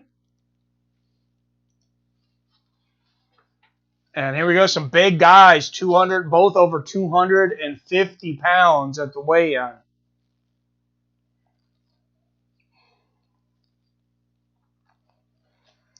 Battletoads, Double Dragon and Battletoads. Yep, Golden Axe.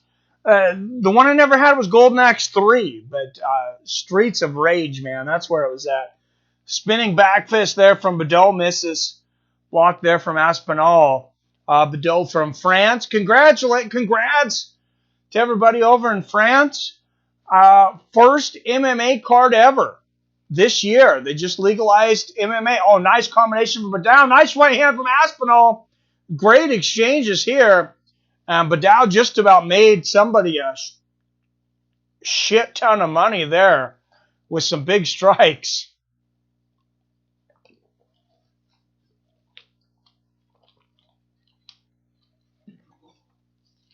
Oh, Bedel.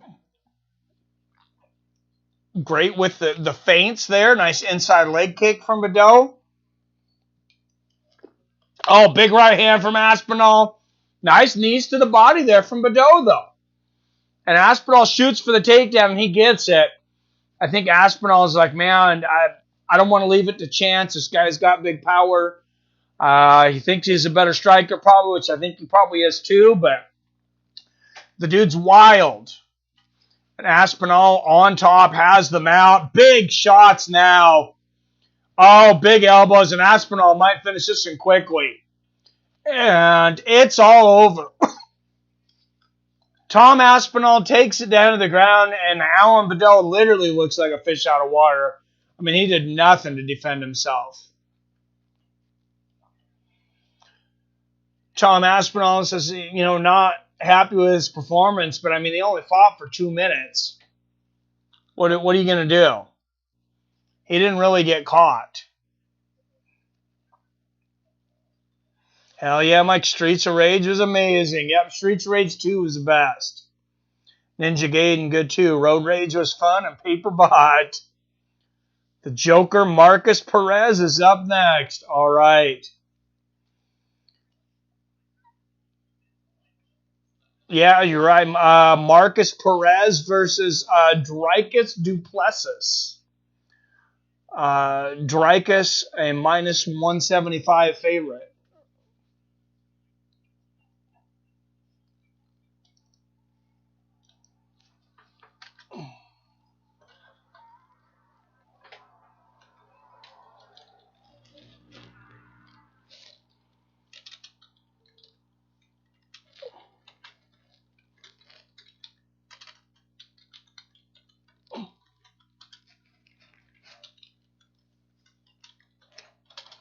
Yeah, his Joker paint was spot on.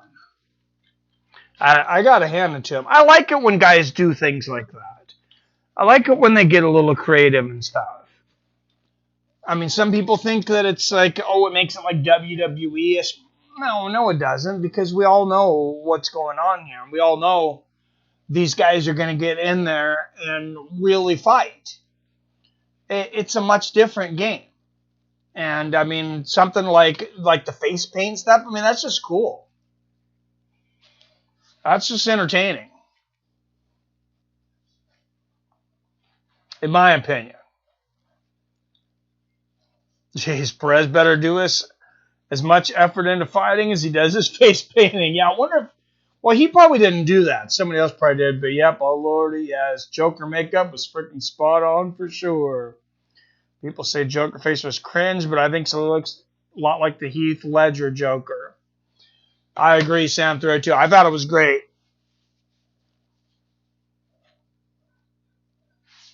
Tom Aspinal with another first-round knockout. Oh, yeah, Heath Ledger is still the best in my point. Although that new Joker movie with Joaquin Phoenix, that was an amazing plot. I like the different story that they told there. Moving to 9-2. 5 first-round finishes now for Tom Aspinall.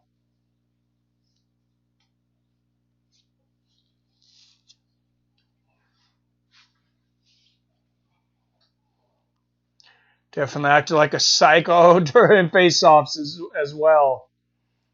Nice. Yeah, I only seen pictures because I seen the weigh-in results on SureDog, and they showed a picture of him in his Joker paint, which I said looked great. But, yeah, I didn't end up watching the weigh-ins. I had Fridays are kind of a double shift for me. Get things caught up with the business so I can spend more time here on Saturday. Joaquin Phoenix definitely did a Heath Ledger proud. Yeah, he did. And there's going to be a new Batman movie coming out. They've already made it, I believe. It was definitely supposed to come out this year. Of course, it's going to be pushed back, I think, into next year. But, yeah, I'm a big fan of all the Batman movies. I think they've all been good. And I'm not as big a comic book guys as a lot of guys. Like the Marvel, the Avengers, like Avengers 2, I didn't even really care for it. First one was pretty good. Second one was kind of like, eh. I did like Endgame, but I just like the Batman series better.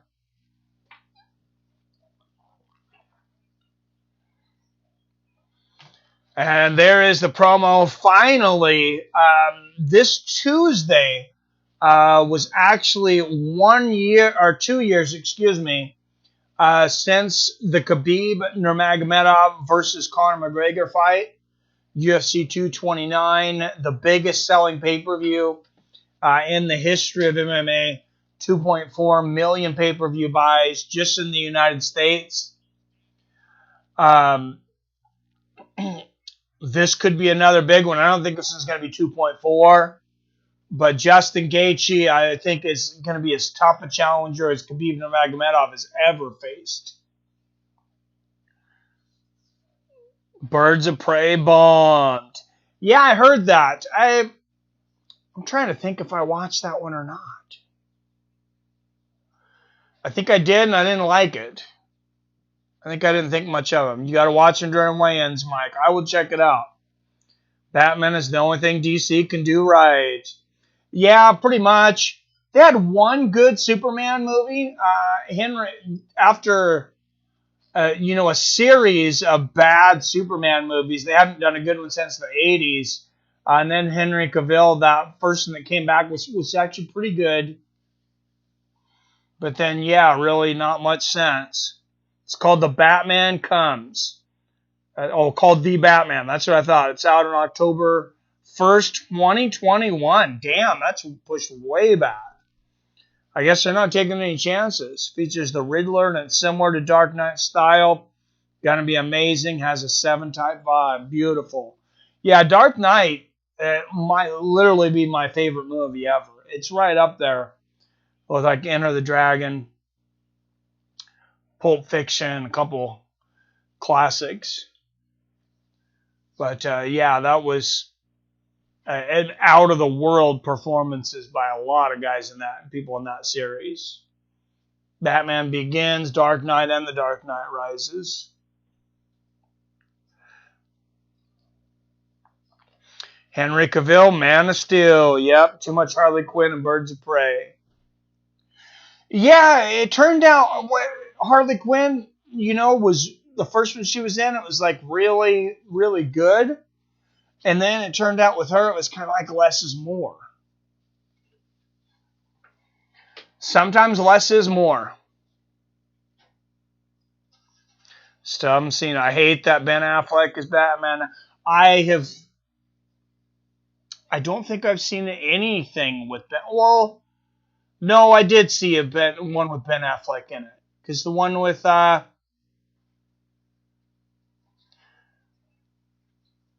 Birds of Prey, was there another one that was made after Birds of Prey?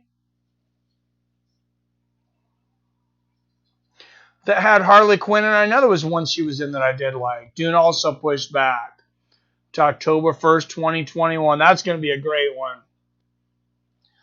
Dang, Salt Pizza, don't float away, man. I hope it's not too bad. I could row a boat down the street if I wanted. Jeez. Robert Pattinson from Twilight is the new Batman. That's been a long time, though. Hopefully he can kind of, create a new image for himself the way Heath Ledger did as Joker. Because I don't think when anybody thinks of Heath Ledger now, they don't think of Brokeback Mountain. You think of Joker and The Dark Knight. Last movie I saw in the movie theaters was Rise of Skywalker, Suicide Squad. Thank you, Iman Report. I seen Suicide Squad. That one I liked. I haven't seen Birds of Prey yet then. So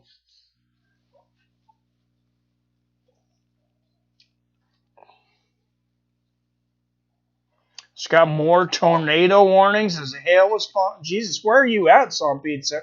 Are you in Texas? Or Oklahoma? Dazed and confused. Yep. They picked him because supposedly it's the Batman from Batman Begins who replaces a retired Bruce Wayne. The Batman from Batman Begins. Trying to think. Former LFA middleweight champion Marcus Perez, 12-3 as a professional, warming up in the back.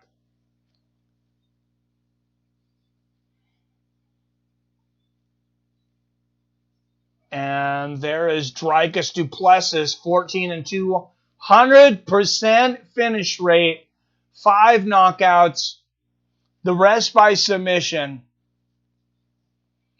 We'll see what he can do in the UFC. Where is Weidman Canyoneer? What's up there, Nelson? Good to see you, my friend. Oh, Georgia. Damn. That is... Well, be safe, man. I hope it calms down a little bit there. I like watching a good storm as much as anybody. I love like lightning storms, but yeah, tornadoes, no bueno. We're knock on wood. We've been pretty blessed here in Washington as far as weather is concerned. I've seen one tornado in my life when I was in Eastern Washington, and it flew over our house. I didn't even think we'd seen a tornado. My dad's like, I'm pretty sure it was a tornado, and I didn't think so. Then we see on the news it was, but it didn't come close to touching down. We get some great thunderstorms. Dricus with the W, says Rob. Yeah, Christian Bale, dude's a stud. Yeah, tornadoes. Yeah, be careful, man. I hope you're not getting tornadoes. But yeah, that would suck.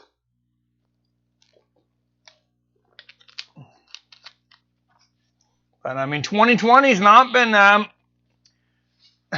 been real nice to our country as far as a lot of things.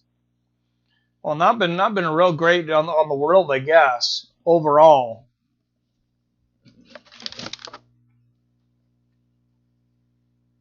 Hurricane is getting close. Jesus Christ. You got a hurricane coming at you too? Making the weather go ballistic. Man, shelter. Be safe, man. Hope you're ready to shelter down if needed. Hispanic Heritage Month. Who's your favorite Hispanic fighter? MMA and or boxing? Oh, that's easy. Julio Cesar Chavez, by far. And that guy landed the craziest body shots, man. Flash movie will have Ben Affleck and Michael Keaton as Batman, because there's multiple Earths show multiple Batmans. Oh, I heard about that. And I really haven't watched anything with The Flash. My wife and young David watched the Flash on Netflix, so that series. I'm going to take a quick restroom break before this starts, so good time to get up and grab a drink real quick, or restroom break. Be right back.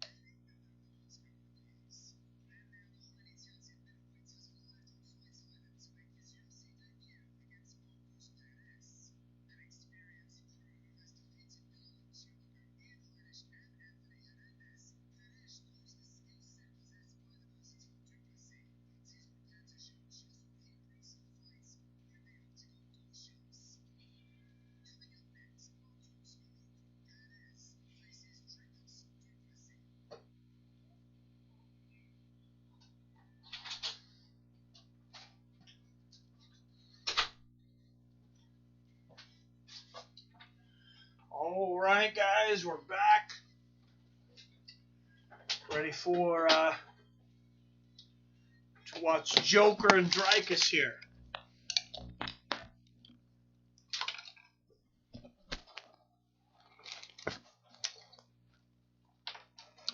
So I don't want to get in trouble like I did in the last stream, so I won't name the name of it, but what's everybody got as far as things that are open?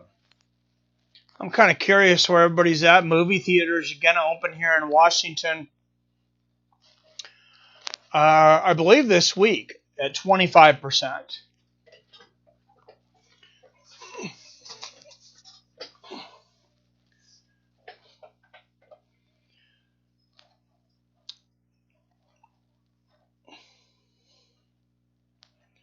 Cities near the coast have the houses built on stilts due to how often they flood. Yep, that sucks. Living a tough time, but I'll try and be optimistic. Yeah, that's all you can do, Darren. You gotta be, man. Close Hurricane Delta. Damn. Brad Pitt built a bunch of houses, hurricane-proof structures. Well, smart. New construction is all specific to water flowing through the downstairs ground level, like living on a river that floods. All the houses have to be built up. Makes sense. And hotels have breakaway walls on the first floor. Smart.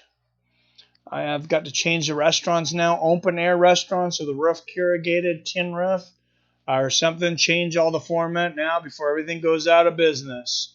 Yeah, there's some people suffering, man. Restaurants are open, but seating is limited. Casino, too. Yeah, we're at 50%. Until last week, restaurants were only supposed to be members in the same household. But I don't think anybody was really going by it, so they decided to get rid of it. And I think It was up to 5 people. Now it's up to 7, something like that. I don't know. I want Cupcake Rain. Sounds fun. Oh, that's great. Oh, thinking we're going into winter and still have this restriction indoor operation for certain restaurants and stuff that don't have an outdoor patio. It's covered. It is going to be tough, man. Cupcake Rain Marshmallow wins. Oh, Jesus. Some pizza. Are you are you smoking the ganja? You sound hungry, sir.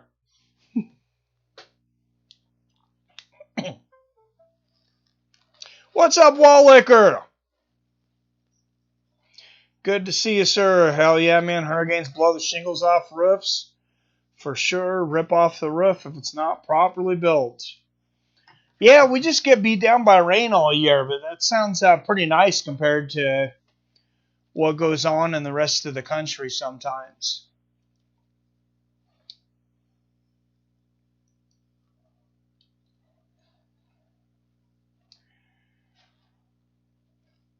And next fight coming up here, Marcus Perez, 6 years older at 32 years old. Both men exactly 6'1", but Dricus is going to have a 3-inch reach advantage at 76 inches.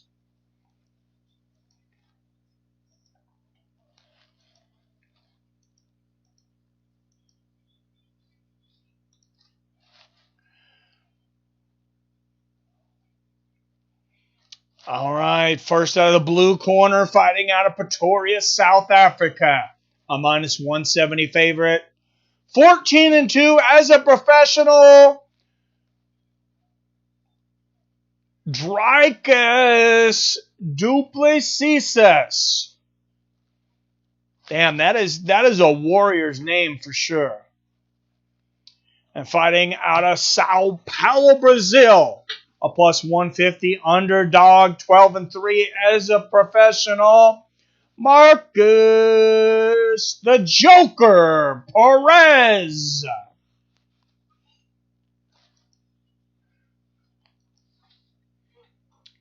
Referee will be Kevin Sataki.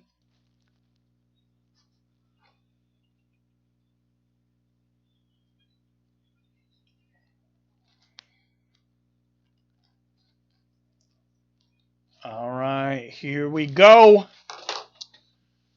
Touch the gloves. Low leg for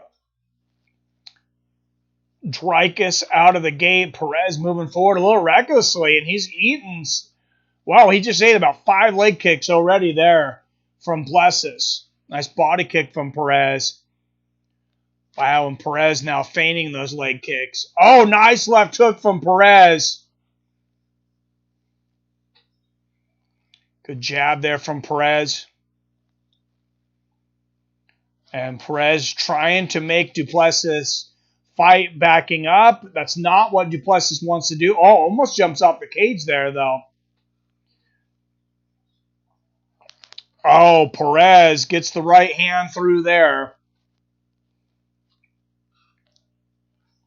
Oh, nice inside leg kick there from Perez. That was a hard leg kick.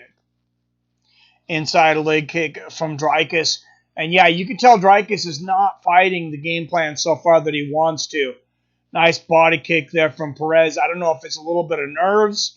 Inside leg kick from Dricus and a body kick.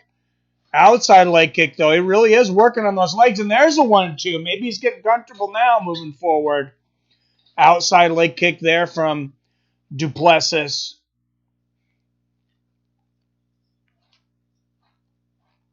Du Plessis gets that outside leg kick there. He's landing a lot of leg kicks in the first minute and a half, though. Nice feints there from Perez. Nice right hand over the top from du Plessis.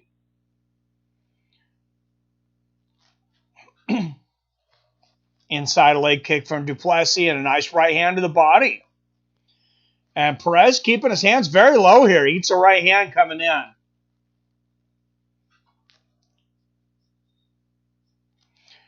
Inside leg kick there from du Plessis, and a big right hand lands for Perez. Outside leg kick from du Plessis. I kind of want to see Perez win now just for the after-fight interview. Karate Kid kick attempt there for Perez. Misses. But was entertaining. Good defense there from Perez. And du Plessis doing a lot of stance changes here. Oh, Perez catches the body kick and lands a combination upstairs. But du Plessis lands a leg kick and a right hand there.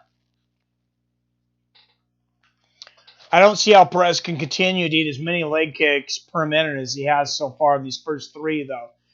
Oh, another inside leg kick and then an outside leg kick from du Plessis. Nice right hand from Perez.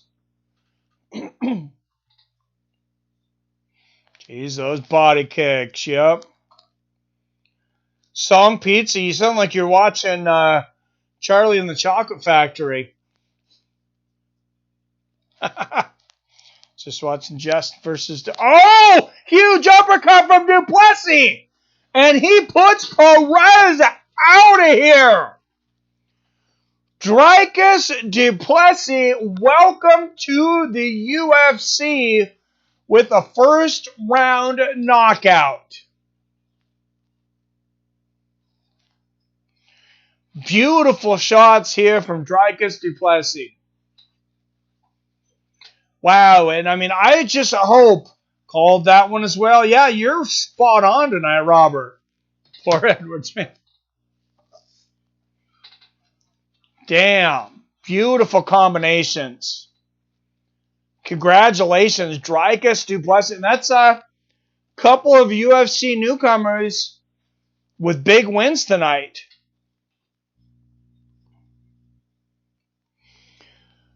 I mean, I was talking earlier about how there are, a plethora of fighters just waiting to bust into the UFC, and two just kicked down the door tonight.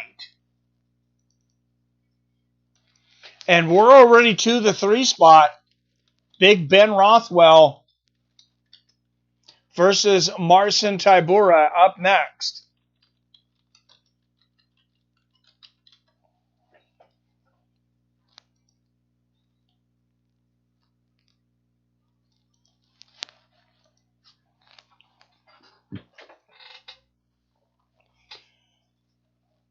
Before they get Edwards to fight. Yeah, he needs to fight somebody. Damn. He's going for that ducking elbow. Yair hit Korean Zombie with.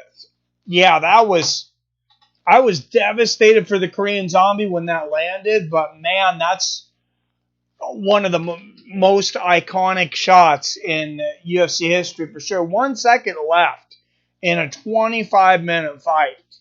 That's still almost unbelievable. And for those that didn't catch it, though, earlier, look back for it.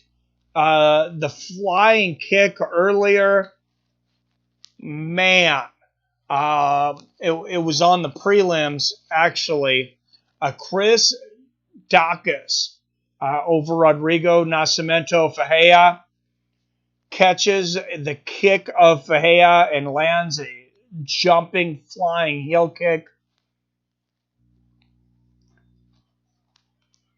And Dricus du Plessis, 3 minutes, 22 seconds of the first round. Welcome to the UFC. First round knockout. And there are a lot of contenders for those performance bonuses already tonight. And we haven't even got in to the top 3 fights of the night. And I mean, obviously we know Chris Daukaus has got one of them. I mean, you can knock a guy out twice, and you're not going to take the bonus from that guy.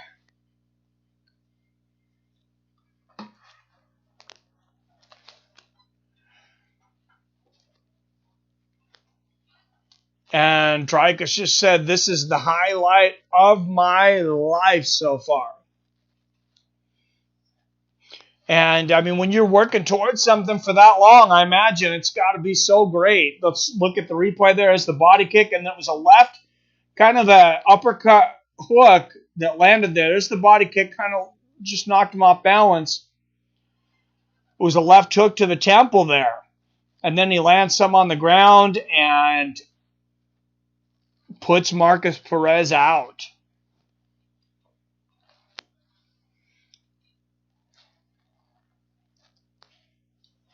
So, damn. Fight Island puts together some great fights. I don't know what it is about it. No crowd on Fight Island, but man, what a card so far. Fight Island 5. And I was calling this week UFC triple threat for the 3 great fights in the 3 spot, the co-main and the main. But man, it's already been incredible up to this point. Where's Torrin Brown? He's always complaining about bad cards. Now, where is he this week? Just kidding. Just teasing you, Torrin.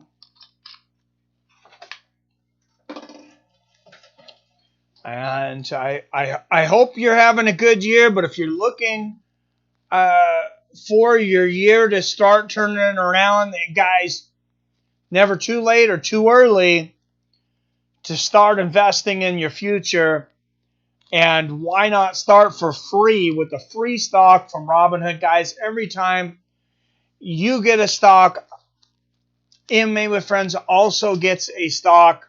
One of the most successful promos we have ran here on MMA with Friends.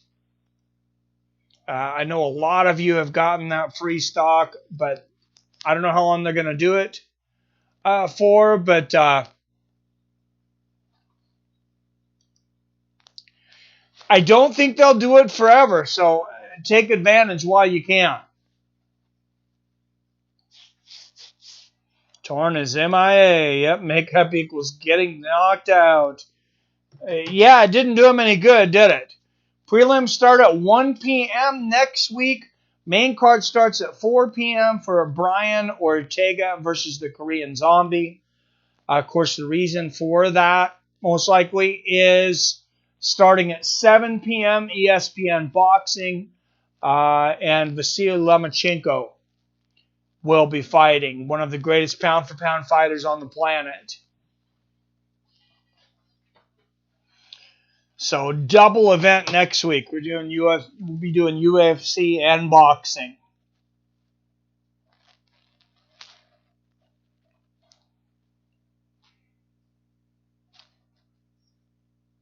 Wow, and Brian Ortega talking about all the surgeries and different things that he went through after the Max Holloway fight. He has not fought for a long time. Korean Zombie, of course, one of the most exciting fighters to ever fight. And Brian Ortega, never in a boring fight either. I mean, that's that's not just a main event for like one of these free shows. It's like a co-main of a pay-per-view. I mean, these guys, that's a hell of a matchup.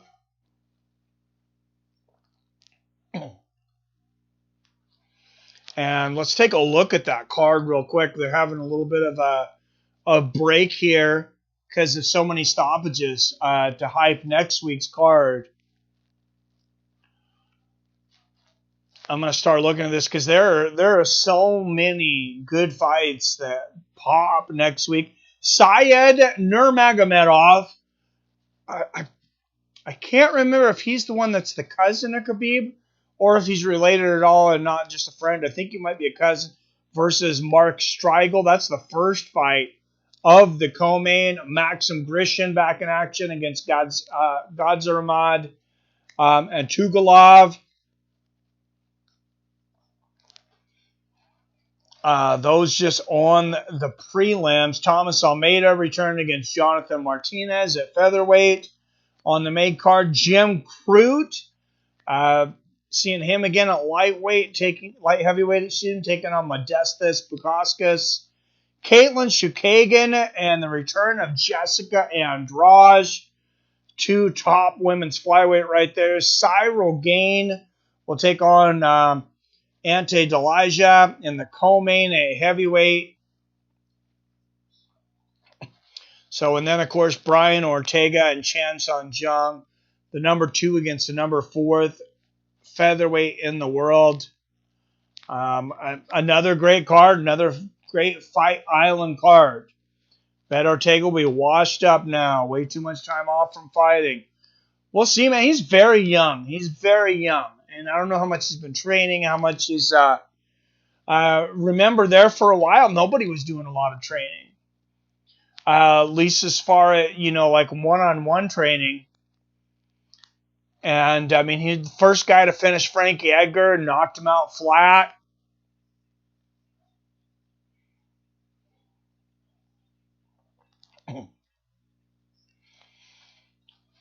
And the Korean Zombie, man. Owner of 2 wins by Twister.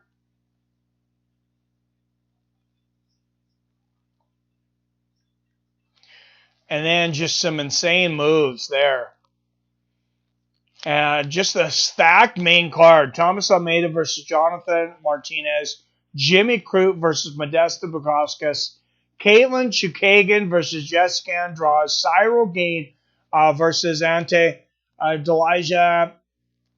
And Brian Ortega versus Korean Zombie. That's a solid card. Speaking of Korean Zombie, Holloway took his soul. Yep. I want to see Barboza get another highlight reel KO. He might. Who do you got on that fight? Man. I'm going to go with the Korean Zombie. That's a close fight, man. Maybe just, I think, because of how long Brian Ortega's been out, though. But that fight could certainly go either way. Marcin Tybura, 19-6, back-to-back wins. He looks slimmer. He's a powerful fighter. Big Ben Rothwell. Rothwell, high fight IQ for a heavyweight. A little slow in plotting, but he's got a ton of power. He's got great technique, and he's just a wily old veteran. Korean Zombie will be champion 2021. Could happen, man. What's up, Phil D? Good to see you, sir. Just in time for the 3 spot. The big heavyweight fight. Big Ben Rothwell and Marcin Tybura. This is a close one on the odds. I believe Ben, last time I checked, Big Ben was a slight favorite. But checking into DraftKings Sportsbook.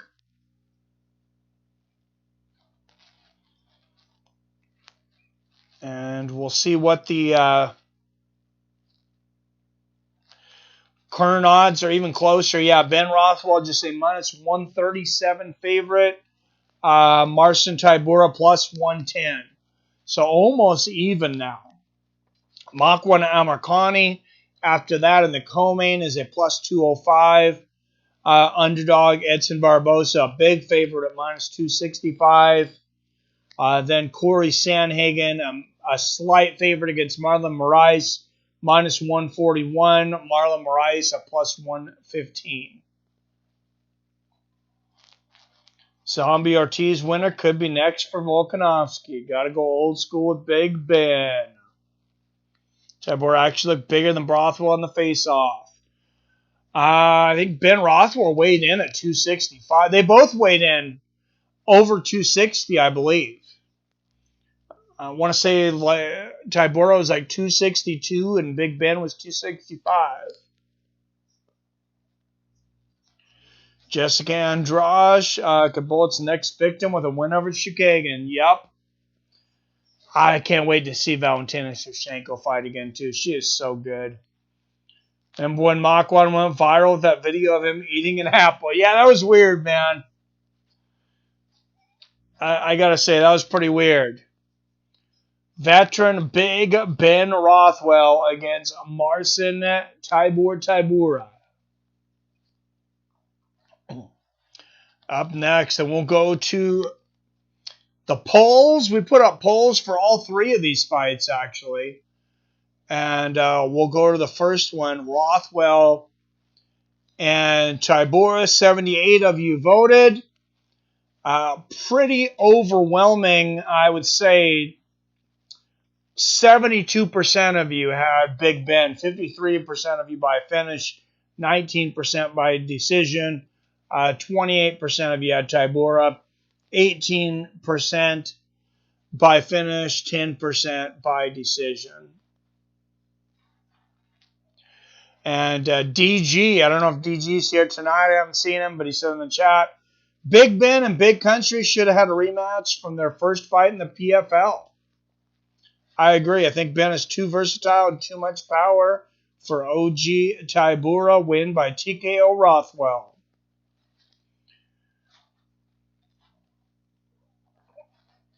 Well, I think it will be a good fight.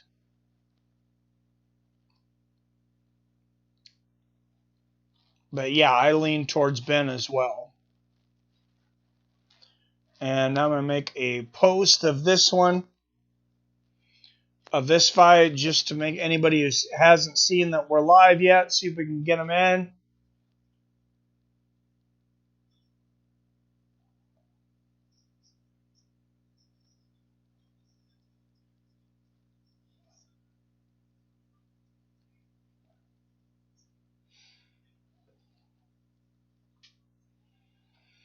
Big Ben Rothwell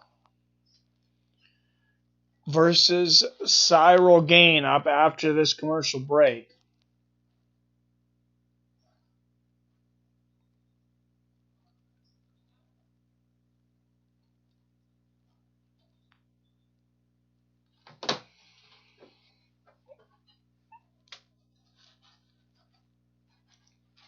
All right, guys, if you got a second, if you haven't eaten yet, or if you just want some food and beer, or just beer. They don't deliver beer in every state, but here they do. Check out Grubhub, guys, because, yeah, they will deliver you food and beer in many states. And, guys, I got the hookup for you. Always take care of you, right? Sponsor Grubhub. Put that code in right there. Just click that. All you have to do is just click that link. It's going to take you straight to the site. It's going to add the discount and everything. You don't have to do a damn thing. Or very little, anyways. Big Ben Rothwell, back-to-back wins. He's finished 34 of 38 wins. Jesus. 28 knockouts, 28 first-round finish.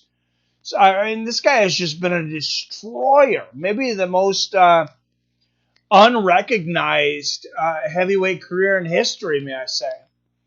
Marcin Tybura, highest takedown defense in UFC heavyweight history, over 82%. Fifth highest takedown accuracy, 7 wins by knockout.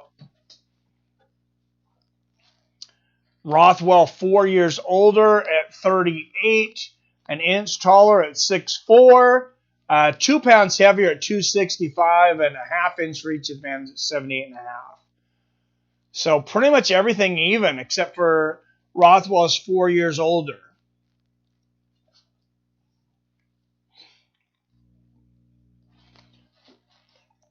Out of the blue corner, fighting out of Uniżał, Poland. A plus 120 underdog, 19-6 as a professional, 263 pounds of man loaf, Marcin Tybura. And across the cage, a veteran fighting out of Kenosha, Wisconsin. A minus 140 favorite. 265 pounds, tipping the scale, 38 wins, 12 defeats, finished almost every man put in front of him. Big Ben Rothwell. Mark Goddard is the referee, guys. 20 watching, looks like 19 thumbs up. If you haven't hit that thumbs up yet, That would have helped me out in all the algorithms and everything. And if you really want to do me a favor, if you like the show, please share this with a friend.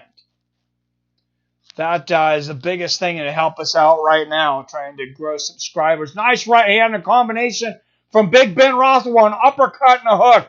Rothwell, wow. I don't know if I've ever seen his hands look so fast. And he does a great job measuring with that front hand. And notice he's able to measure without poking the eyes. He's making a fist. Oh, big right hand and a right uppercut. Left hook from Rothwell. Right hand, left hook. He is teeing off on Tybura. And Marcin Tybura, he's got a great chin. But you cannot take these all day. Big left from Rothwell. Big uppercut. And Marcin Tybura just really getting tore up here. Big knee from Big Ben.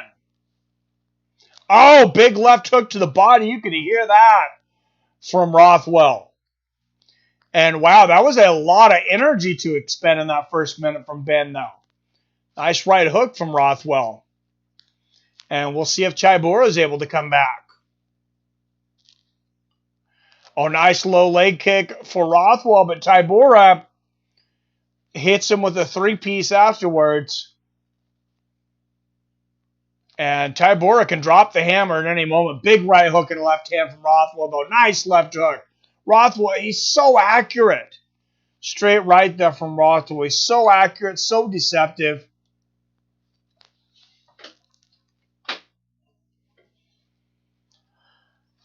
And Rothwell, he's very, very patient too. You can, I mean, he's had so many fights, very calm. Big 1-2 from Tybura. And they exchange big shots here.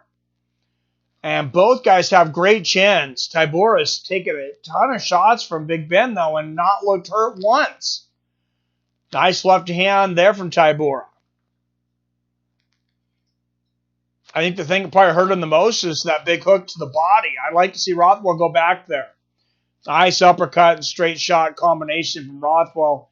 Inside leg kick. Oh, both guys land there. And just coming up halfway through the first round, already been a lot of action. There's another big shot to the body from Rothwell. Good jab from Rothwell. Nice uppercut from Rothwell. Oh, nice exchange. Rothwell getting the better of that exchange to the combination at the end. And I think the more he mixes up those body shots in there, the more it's going to pay dividends. He's just got to be careful not to get caught when he's ducking down. Nice straight left there from Tybura. Tybura countered him a minute ago when Rothwell dropped his hand throwing that leg kick.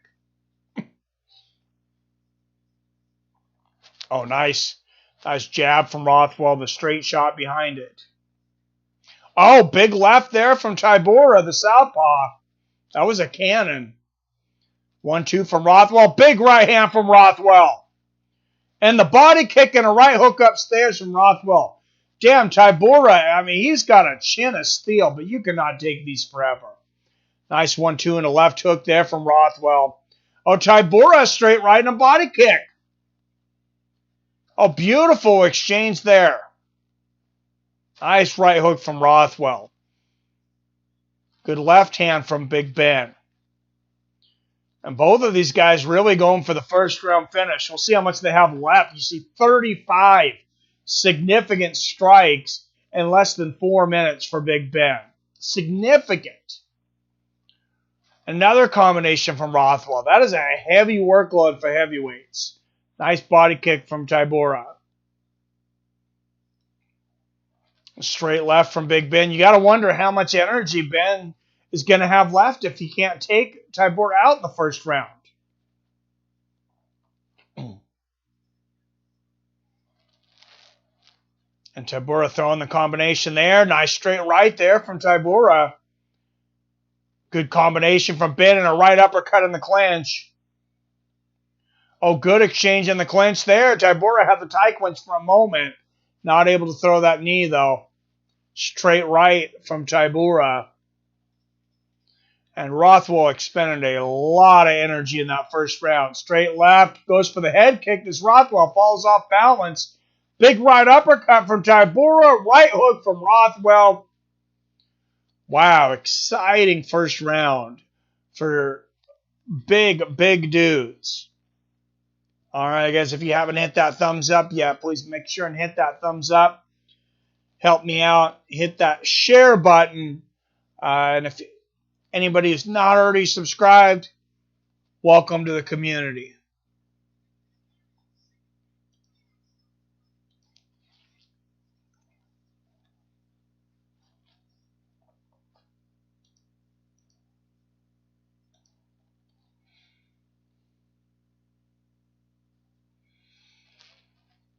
And we were speaking about Grubhub and things like that earlier. You in California, if you're in California, you might lose Grubhub and Uber here soon because of some new laws they've made there, though. Tybura waiting for Rothwell to gas. I think you're right, Iman. Yep, 10-9 Rothwell. I agree, Robert. I think he could have gotten a 10-8 if, Marcin hadn't came back with some good shots there towards the end. We're just 2 weeks off from Khabib versus Gaethje. Remember, it's going to be an early one, a special start time, 2 p.m. Eastern. So 11 a.m. here on the West Coast. Nice straight left there from Tybura to start the second round. Another left hand and inside leg kick from Big Ben.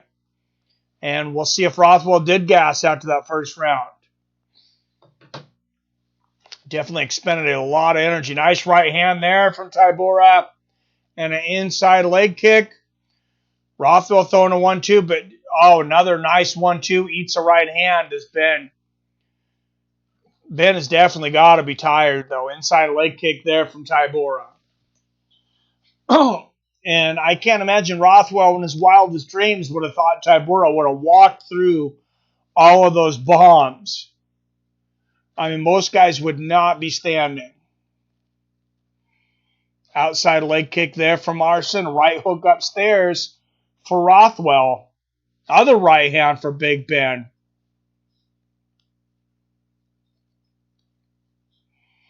There's the right hook from Ben.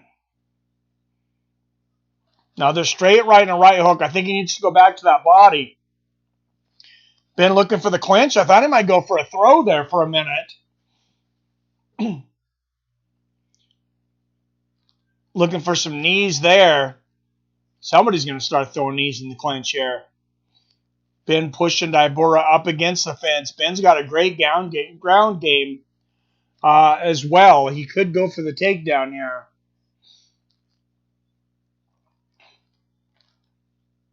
Spontaneous Julio Cesar Rothwell with the accuracy. I like it. Oh, nice right uppercut there from Rothwell, but Tybura comes back with a couple big straight shots. Man, gladiators at heavyweight here tonight. Nice right hand there from Tybura. And Rothwell continuing to move forward. Eats a left hook and a right uppercut. Inside leg kick from Ben. Ben might be getting a little sloppy. Lands out left hook to the body.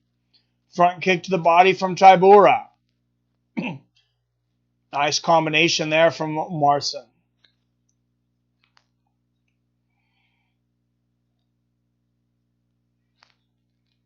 Ben, nice uppercuts here from Ben, but he's losing a little steam on these shots, I think.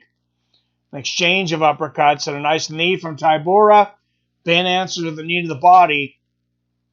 I would really attack that body if I was Ben. Tybura just seems to be walking through everything to the head. Oh, nice left hook and a right hand there from Ben, though. Right hook upstairs. He's going to break his hand on Tybura's head before he knocks him out. Inside leg kick from Tybura.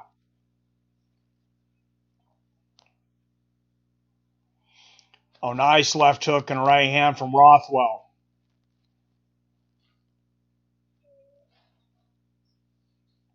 Oh, and Tybura shoots for the takedown. Ben, great takedown defense there. Nice knee from Tybura. And you see significant strikes landed or even, but Rothwell has thrown a lot more strikes. Good exchange of right hands there. Coming down to the last minute of this second round. Nice jab and right hook from Marcin Tybura. And I have a feeling if this goes to the third round, Tybura is going to come in with a lot more energy.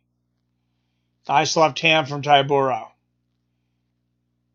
Oh, right uppercut and a right hook upstairs from Tybura. And that game plan's starting to work for Marcin. Nice left hook from Tybura. Rothwell's exhausted. Left hook there for Tybura. Ben lands a couple pitter-patter shots there. Jab to the body. Oh, exchange there, but the harder jab from Tybura and a big left hook upstairs. Rothwell's hands are now really low. Nice combination there from Big Ben, though. And a good exchange. Ben digging to the body, though. Might be his only shot right now. He is very tired. Nice straight right there from Tybura. And Tybura shoots again, misses, but lands a right uppercut and a right hand on the chin of the bell. Big round, Marcin Tybura. I have a 19-19 going into the third round.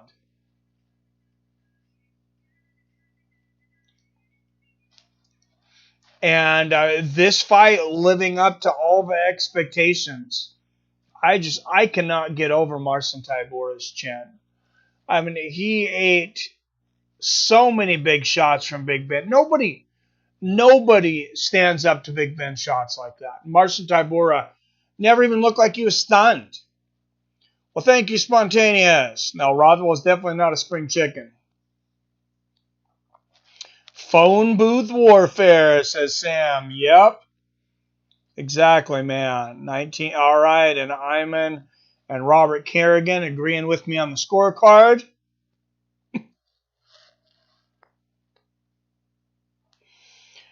Yeah, definitely close combat. Yeah, that's an old school slugging phone booth match, like you said. Like an old man, like Ali and Frazier slugged it out back in the day. Touch of gloves, these guys have to respect each other right now. Nice right hand there from Tybura. Oh, another right hand right on the chin there from Tybura. Good jab from Ben, but he's really slowing down. Big 1-2 from Tybura. And a nice body kick from Marcin. Right uppercut from Big Ben. I said, I think he's going to have to land that body shot. I think Tybura, he should be checked for a metal plate in his face. Nice right hand from Tybura. Oh, and a beautiful combination from Tybura. And he is looking all 4 years younger than he has Ben tonight, too. 34-38. Another good combination there from Tybura. Oh, body kick from Tybura. Nice front body kick. And jab right on the chin. Rothwell looks miserable right now. Nice left there from Rothwell. He's got that odd style where he's always leaning forward. Nice exchange of leg kicks there. But Ben just always plodding and kind of leaning forward. Lands a nice right hand there. Oh, beautiful exchange there. And after a round apiece to each guy, this one a more competitive round. They're both landing these exchanges. Both guys are kind of tired now, but both landing. Nice right hand from Rothwell. Oh, nice straight right from Tybura, but a combination from Rothwell and a right uppercut. He just does not stop. He is truly like the immovable object. Right uppercut from Tybura. Shoots for the takedown, and he gets it. That is a big takedown for Marcin Tybura. And that was generally not an easy guy to take down. but he wore him down for the entire fight. Tybura able to cash in here in the third round, getting the takedown. He's got to watch out on the ground too, though. Rothwell has incredible jiu-jitsu. Nice ground and pound from Tybura, though. And I mean, especially the way that first round started, who would have thought this might make it to the bell? Nice elbow there from Tybura. And be entertaining the entire way. Most people probably would have said if this goes to a decision, there's going to be a lot of clinching and a lot of plotting and not a lot of action. But there's been a lot of action tonight. What's up, Darren R? Nice short elbows here from Tybura. And co-main event up next, guys. Makwan Amirkhani versus Edson Barboza next. Rothwell throwing up the high guard. No, not quite high enough. And Marcin just trying to stay busy enough in Rothwell's guard to not get stood up. Lands a couple of shots on the ground here. Nice right hand from Tybura, and he's I think he'll clinch this fight if he can keep this where it's at right now. Other left hand from Tybura. Nice short elbow. Man, neither one of these guys are fighting for a long time, I would say. Would say that much. Nice right hand from Tybura. Wow, it was a brutal ground and pound. The head and the body here from Tybura. Nice short elbow from Marcin.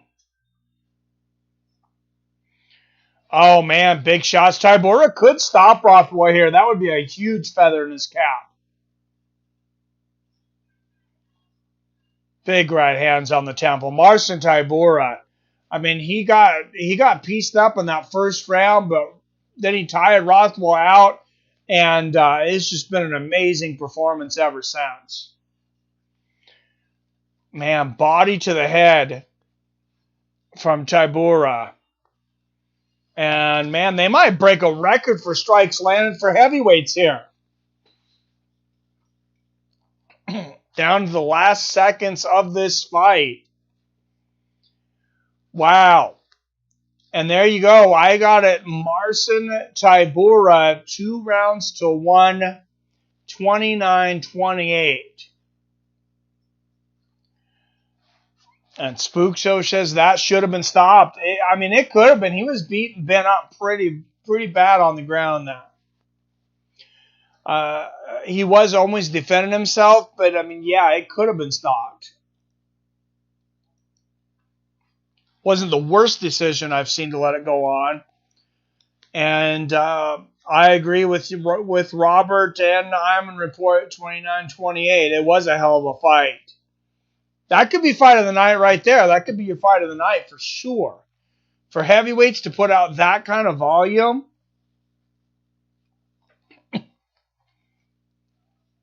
that's amazing. You see significant strikes landed. 44 for Rothwell in the first round of 32. And then Marcin Tybura starts to take over. Outlands him 52-31 in round 2. And then round 3 outlands him 32-17. And then gets that takedown and the ground control for the last couple minutes of the round. Seems like this should be an easy decision, but we'll see.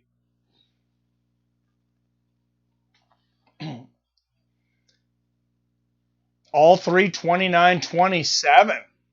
So a 10-8 in that third round for Marcin Tybura. And, I mean, now that they said, I really can't argue with it. And Big Ben had already left. He wasn't standing there for the decision. I hope he's okay. It's going for high guard and covering up. Shots weren't unanswered. Yeah, I didn't think it was so bad that it had to be stopped. I mean, I wouldn't have really argued it, but probably a good job by the referee to let it go. And that's a 3-fight win streak for Marcin Tybura. What's next for him?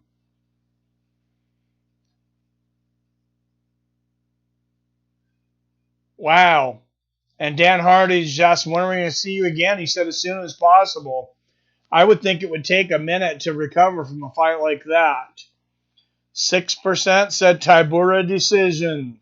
You're right, Jason. Hey, I called it wrong too. I said Big Ben by finish. So I wonder what the odds were on Marcin Tybura by decision.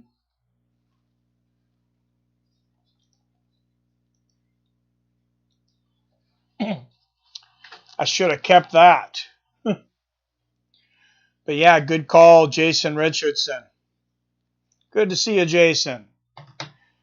And upcoming events, of course, next week, Brian Ortega versus the Korean Zombie on another stacked free card. Khabib versus Gaethje 2 weeks from now. That's going to be insane. And then Halloween, guys. Saturday at Halloween, Uriah Hall takes on Anderson Silva in the Return of the Spider. And then Thiago Santos versus Glover Teixeira November 7th in a light heavyweight eliminator. So, a lot of great fights coming up. Damn, I'm still watching the first ED spoilers myself. Oh, first edition. You don't need recovery time with the titanium skull, right? Some pizza. I cannot believe that Big Ben didn't take him out in the first round. And obviously, I mean, he put everything in to take him out in that first round. And apparently, it's just not possible. Marcin Tybura is not human.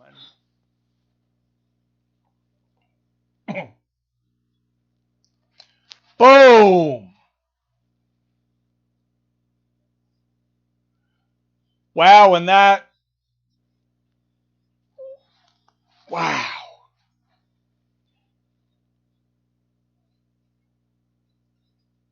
That spinning kick from earlier, they say, is trending. It is the most retweeted video in UFC history already with 3 million.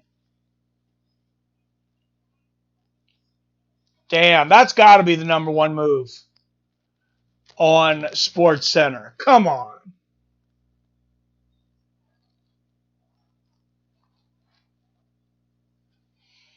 I mean, damn, in the co-main event, Edson Barboza against Makwan Amirkhani up next.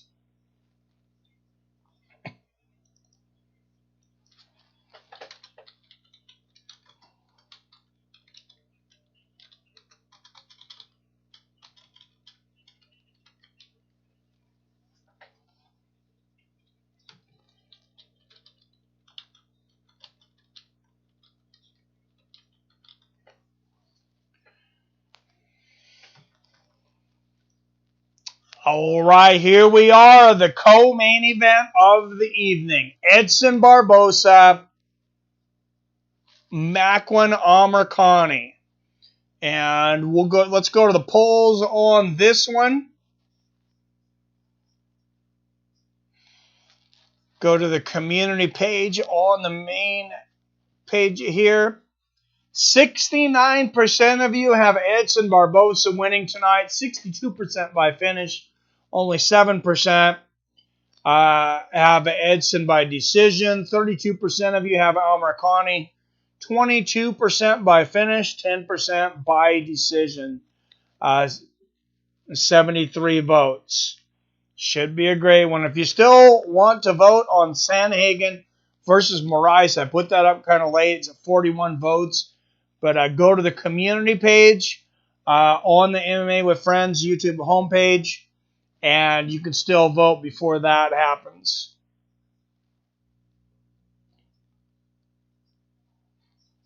Affect the stream. And 25 watching. Don't forget to hit that like button. If you like what I do here, YouTube still pays attention to that in the analytics. So I still got to mention it. Definitely hyped for this fight, man. Yeah, that was an insane kick. Well, I said maybe the most insane kick I've seen in all the combat sports that I've watched. Tybura versus Bozer says, that's a good fight. I like Tybura in it because obviously he can't be knocked out. He needs to change his name to Tybura the Terminator after that. Because that was just not human.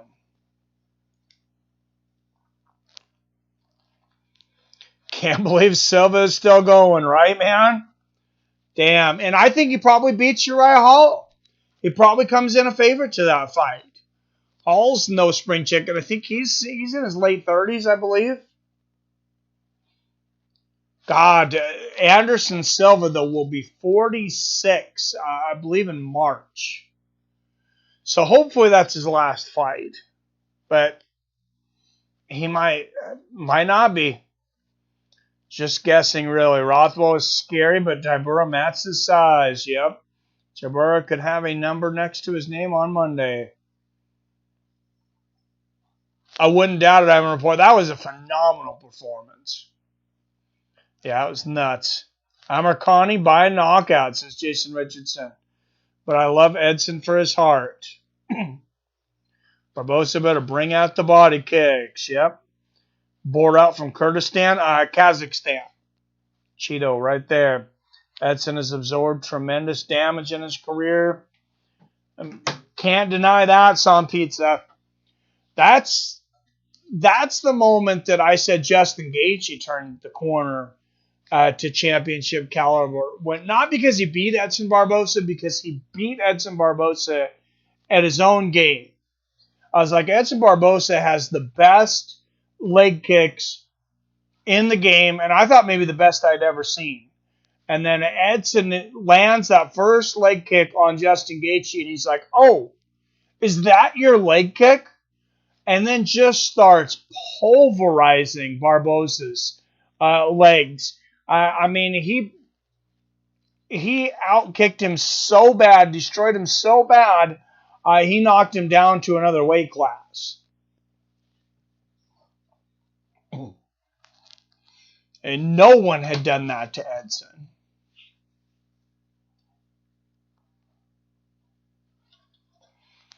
But which just makes me look forward to that Justin Gaethje versus Khabib Nurmagomedov fight that much more.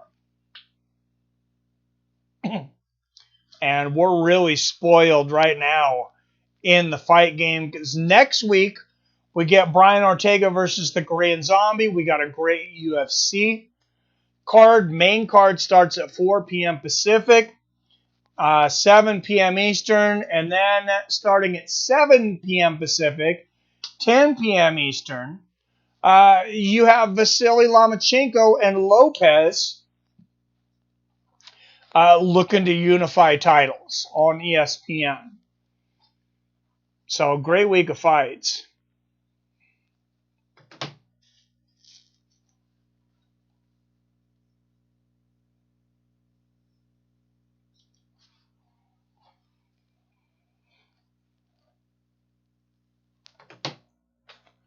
All right, guys. It is here in the iconic yellow and black, immortalized by Anderson Silva. Of course, it's the same colors of the jumpsuit from Return of the Dragon that Bruce Lee worn. Edson Barboza wearing those trunks tonight. 3 years older is Edson at 34, an inch taller at 5'11", with a 3-inch reach advantage, 75 inches.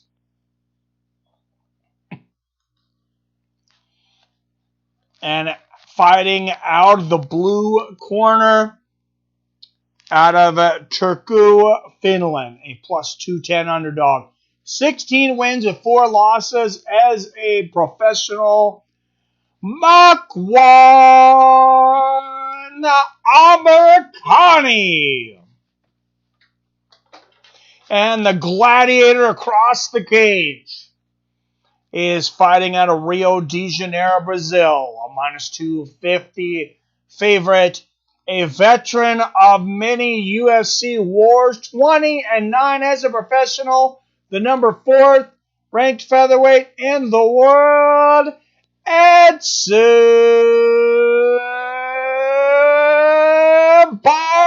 Barboza. Referee will be Kevin Sataki for this one. And round one, and that might be all these guys need is one round. And here we go. And no touch of gloves here.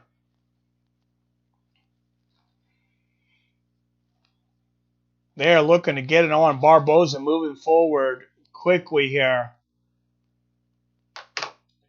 Barboza, of course, a very aggressive fighter.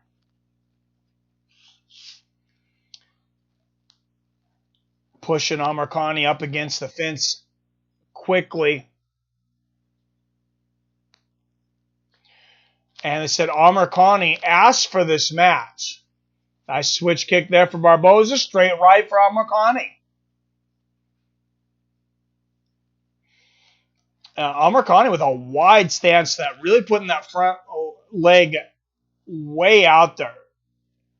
So we'll see if Barboza is able to eat that front leg. Barboza pretty tentative so far, surprisingly. Feigning that switch kick there. Oh, there it is. There's that big kick to the front leg.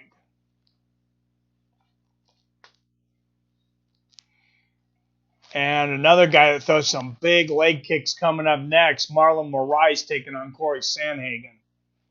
I got Mr. Finland by submission, says Robert. All right. You're on top. I saw a Jokan Buckley type KO junior year 97, but it was a trap leg return roundhouse. Nice. Nice straight right for Amirkhani. You got to wonder what Makwan thinks he's seen in Barbosa to call for this fight. And you guys talked about Barboza, the amount of damage he's taken in his career. Nice body kick there from Edson. Doesn't seem like a guy that you really want to call out, though. He's only ranked 14. See, I mean, you're not going to move into title contention or anything. You might get ranked with an impressive performance. Might crack the top 15.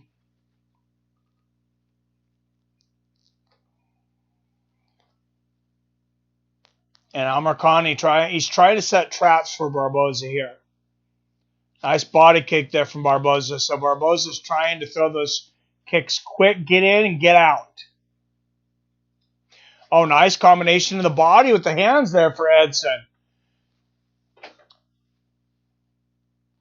An exchange of jabs there. And Amirkhani, his confidence. Whoa. Nice body kick and a right hook to the body there from Barboza. Good jab there from Barboza. But Barboza attacking mostly the body here in the first round. Flying knee attempt from Amirkhani. Doesn't make it. Good jab from Edson. And, Amirkhani just looking so confident. Nice takedown attempt here from Amirkhani. Trying to finish it. Oh, and Edson lands another combination in the body as Amirkhani comes in.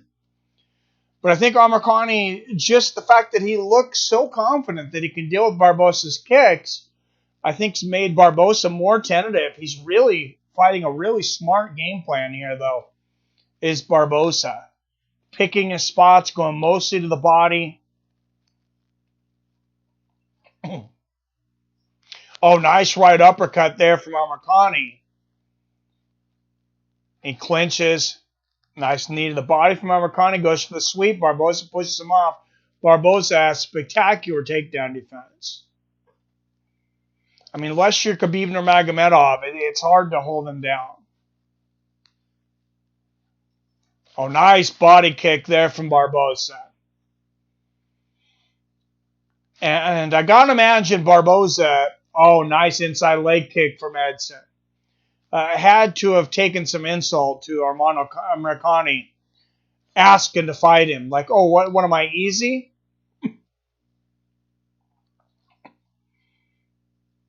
Oh, nice straight right for Edson. I mean, nothing might light a fire under a guy's ass like having somebody call for him. Nice counter hook there from Amirkhani. Catches that body kick of Barbosa. That's what he's been waiting for. And there's the takedown. A little too late in the round. Left hand from the top. Mostly Barbosa in that first round, though. I got Edson Barboza 10-9.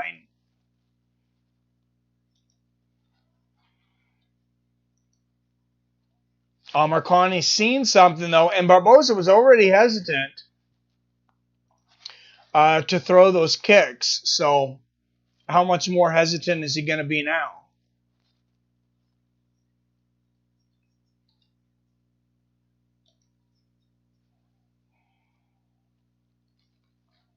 KO'd this dude named Jason Richardson back in 97. Oh, Jesus.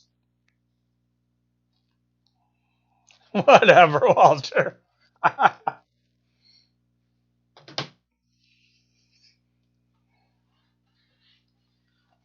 Oh, and Edson just really went after the body in that round.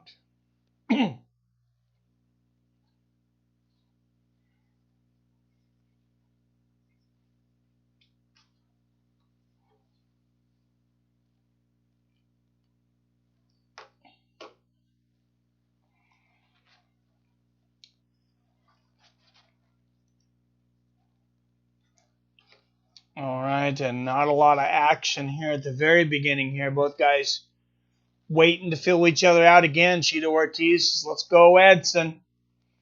There's that inside leg kick from Barbosa. Oh, beautiful jab and a right uppercut there for Edson. Look at the in-play wagering. Edson went up to a minus 300. Nice body kick there from Barbosa. I don't completely disagree with that, though. He was already a pretty big favorite. Straight right there from Edson.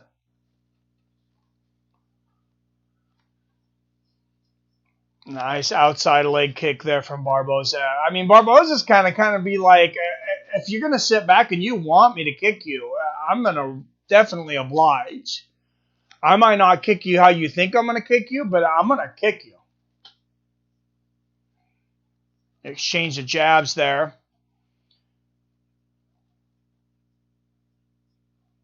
Nice front kick to the body there from Amirkhani.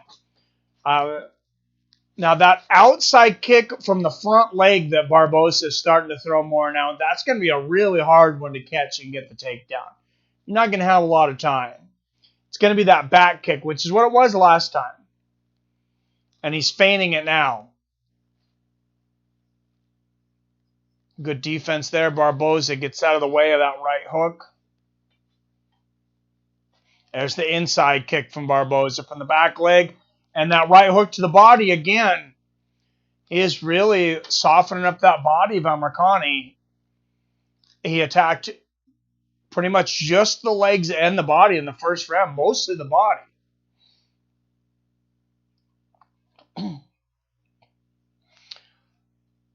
And show the stat, 13 body strikes so far for Barbosa. Oh, huge right hand for Barbosa! And he floors Amirkhani.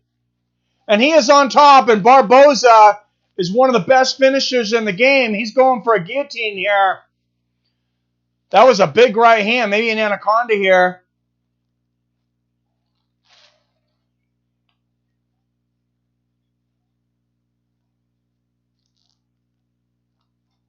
And wow, Barbosa not under yet, but what a right hand. That was a bomb for Edson Barboza.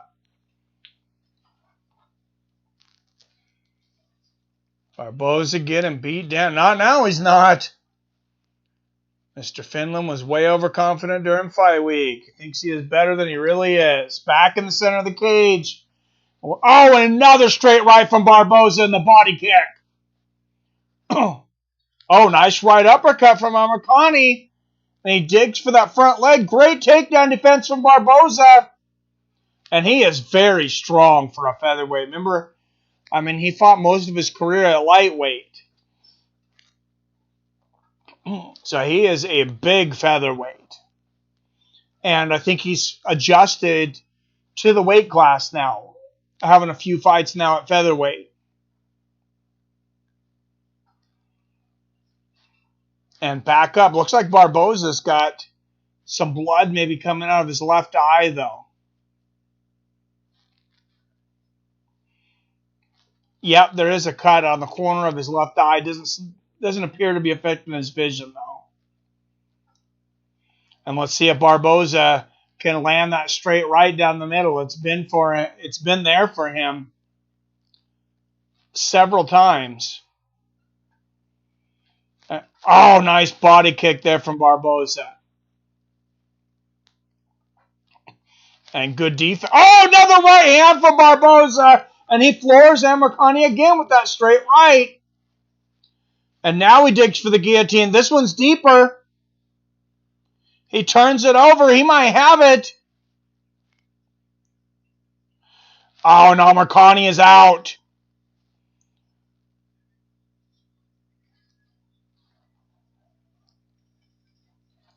Wow, great round for Barboza again. Amirkhani's going to end up in the round on top again, landing a couple of shots, but that mostly Edson Barboza. Easily 2018. Edson Barboza. And Amirkhani, 2 takedowns now, or ended up on top twice, both times at the end of the round. But he floored Edson, or Edson floored him twice that round. That still might be a 10-8 for Edson, even though Amirkhani ended the round on top.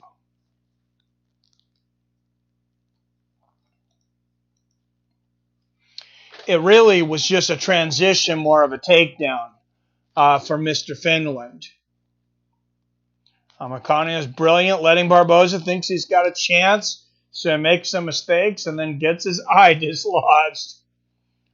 We'll see, Walter. That's what I love about this sport. Just when people start talking like they know who will win, bam! Barboza probably quit on the chair soon. Oh, Jesus, Walter. Are you a bit of a troll, Walter? Just a bit. All right, here we go. Final round. Like I said, Edson Barboza, I think, easily winning this 20-18. Amirkhani, durable. We'll see if he can come back. I'll see if Barboza can finish it.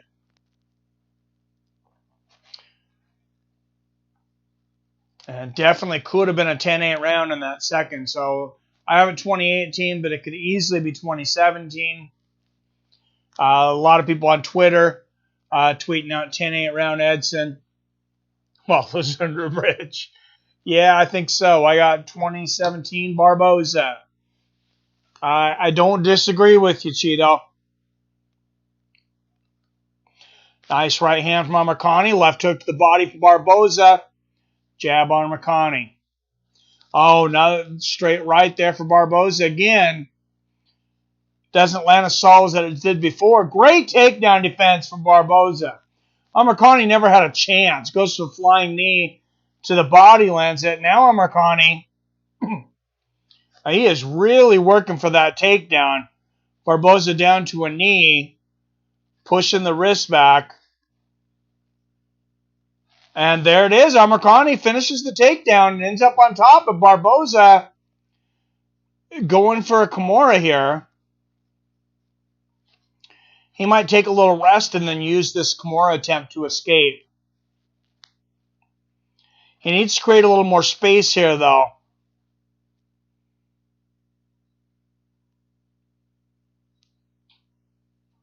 No, this is a legitimate submission attempt here.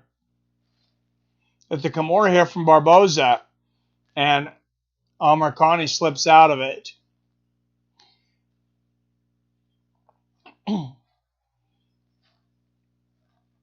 And now Amirkhani in Barboza's guard. Let's see if Barboza can get a little space and drop some of those elbows from his back. Amirkhani, yeah, he's on top, but he's got to do something with it.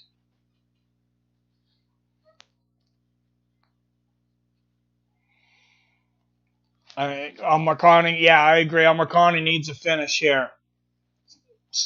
Song Pizza. Edson and Marcin, money for the night. What's up, Harold Fifth? Definitely could be.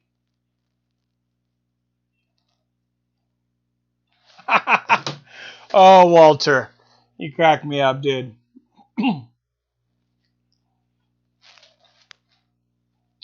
And Edson pulling Amirkhani in. Amirkhani landed a little short elbow there. But Edson trying to squeeze him now. I think he's trying to force a stand up. Amirkhani not doing a lot of damage on the ground. He is risking getting stood back up. There's a right hand to the body. Oh, another right, and there's a right on the ground. Now Amirkhani getting busy. Couple of shots to the ribs there. I mean, Barboza is not an easy guy to submit either, though. It's not like he's just a striker. Nice elbow from Amirkhani. One thing you do have to worry about Barboza now at featherweight is how much weight he cuts, though. Is Amirkhani going to have more stamina coming down to this last minute? We'll see. Nice right hand there from Amirkhani in the ground and pound there. And they're going to stand him up, and Barboza pulls him in and forces the stand up. That's what he was hoping for.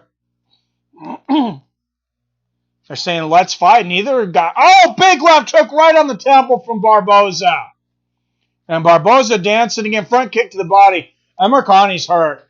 He looks dazed. I mean, I know that look.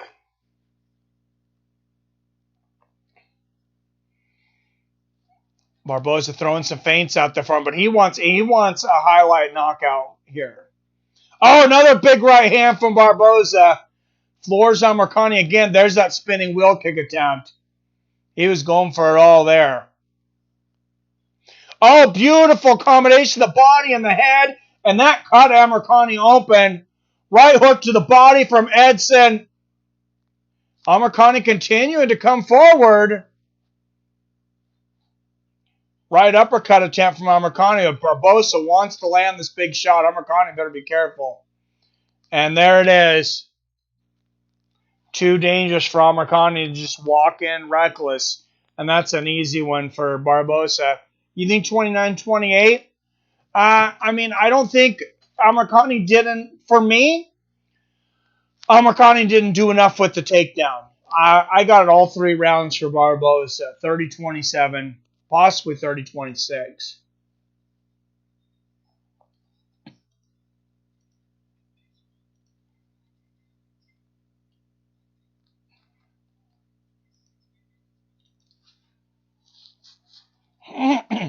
Great performance, Barboza, though. What's up, comedic genius? Just got cut off by this ninja. Is that insulting? And to who? What's up, ninjas? You're all away. Oh, Jesus.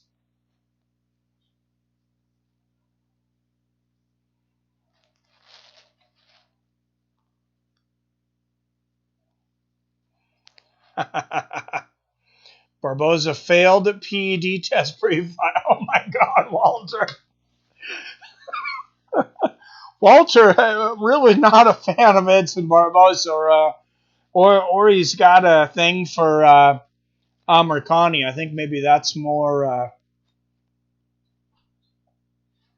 30-26, 30-27, and 29-28. Edson Barboza.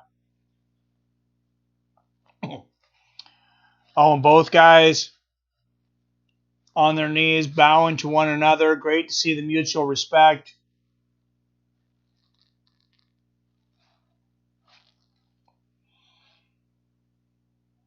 And Amirkhani says, thank you for accepting the fight. Edson said, much respect. Great war. That's insulting to samurai, I think. Maybe it's, what do they call that? When you're steal someone's culture?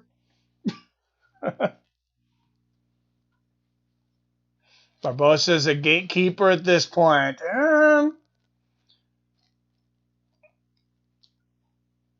What are PEDs? That would be the question, Sikona.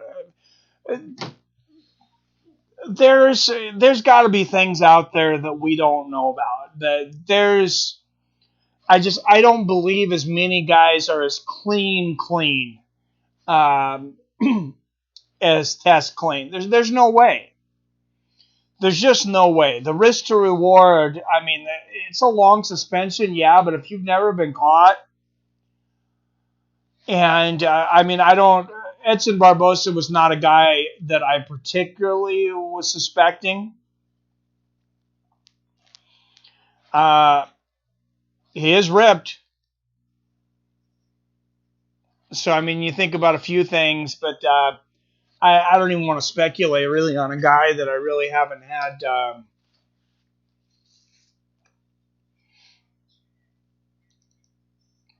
I really hadn't suspected in the past, so I'm not going to I don't want to speculate.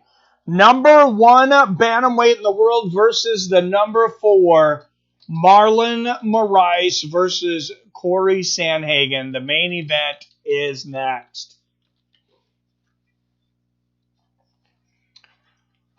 Both of these guys are right there for a title shot.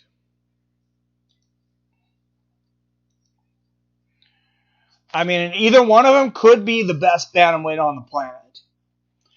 I think there's a lot of guys that are so close right now. Marlon, Sandhagen, the champ, Peter Yan.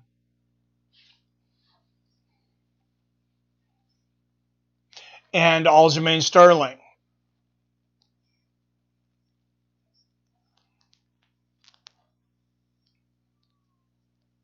Barbosa's not getting a top 5 after this fight. Are we not? I think you're right, says Comedic Genius. Breaking news, new cover of NBA 2K1 is the girl Aliza and the 7 Phoenix Suns she serviced in Las Vegas.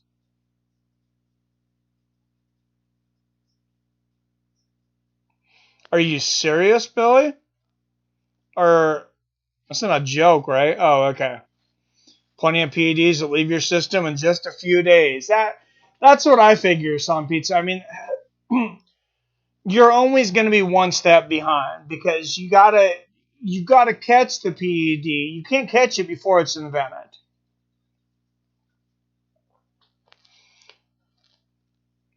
Barbosa versus Yusuf. I like that. I think Barbosa takes it, but there's SARMs also. Yep, yeah, quite a few people got hit for that last year. I think that was maybe the most common thing that people were popped for.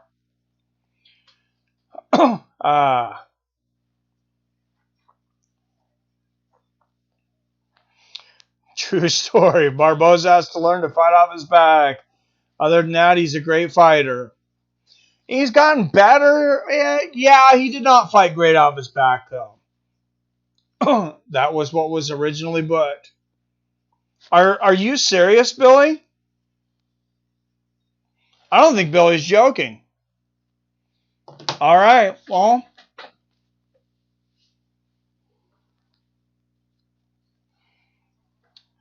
Man, Marlon Moraes, Cory Sandhagen, if you haven't voted, get over to the community page on the MMA with Friends homepage here on YouTube.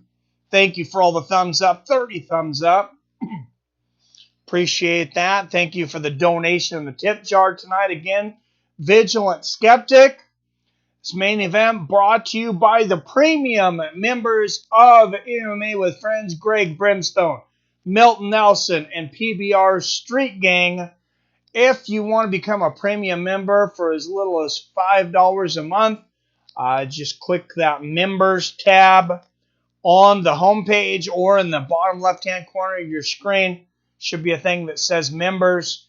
You'll get exclusive emojis that only you can use and future exclusive content and some other benefits like sponsoring our main events.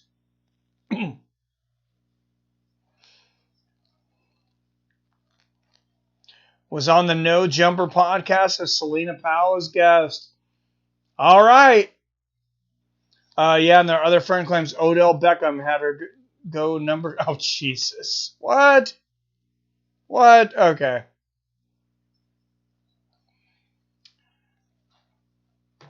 Cory Sandhagen, highest striking rate in UFC bantamweight history, 6.49 per minute. 6th largest strike differential among active UFC fighters. So, yeah, he does strike more than his opponents. He also gets hit. He doesn't get hit as much as he strikes, but he gets hit a lot more than Marlon Moraes generally gets hit. And if he's getting hit his average amount by Marlon Moraes tonight, I don't think Cory Sandhagen's going to make it. But we'll see. Moraes by first round demolition. I'm going to say early knockout for Moraes too, Greg. I wouldn't be surprised to see it in the first round. Walter Brad, boy. Oh, jeez. Yeah, he's definitely a weirdo. Generally, I would kick somebody out like Walter, or I would have given him a warning by now. But he's just like he just embarrasses himself so much. It's kind of entertaining me at this point. I think he might be. What is it? You can't say retarded anymore, so I wouldn't say that. But he might have Down syndrome. Can you still say that? I think so. All right. And making his way down to the cage to maybe the best walkout artist ever, DMX. Lord, give me a sign. Out of Rio de Janeiro, Brazil, the #1 ranked bantamweight contender in the world, Marlon Moraes.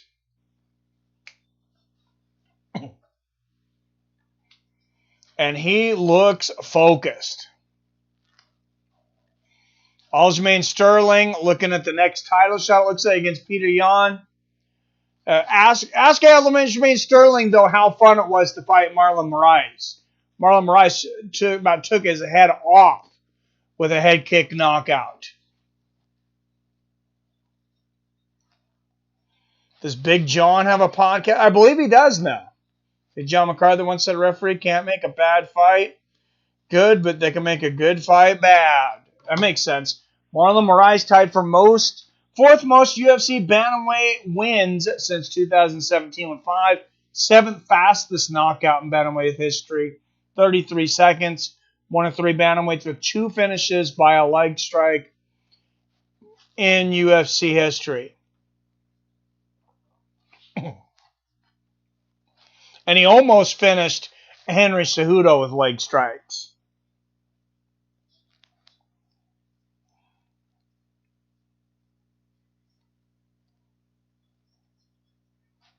Well, thank you, Walter. I think Eminem said that to me once. Yes, with Josh Thompson weighing in. I saw the Sterling Moraes fight in person. Nice. Aljo had to be stretchered. Damn. Yeah, that was a brutal kick, man. Marlon Moraes, 4 years older, 32 years old. Cory Sandhagen, 5 inches taller at 5'11". He generally has a huge height advantage over his opponent. But tonight, he'll have just a 3-inch reach advantage over Marlon Moraes, 70 inches to 67. And a 3-inch leg reach advantage for Sandhagen. All right, guys, it is the main event of the evening. MMA with Friends from Seattle, Washington, brought to you by the premium members Greg Brimstone, Melton Nelson, and PBR Street Gang. Donation tonight from Vigilant Skeptic.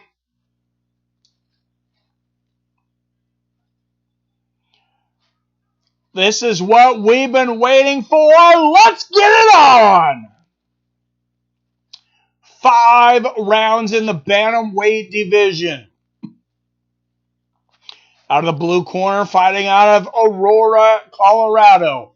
A -145 favorite, 12-2 as a professional. The #4 ranked bantamweight contender in the world, Cory Sandhagen.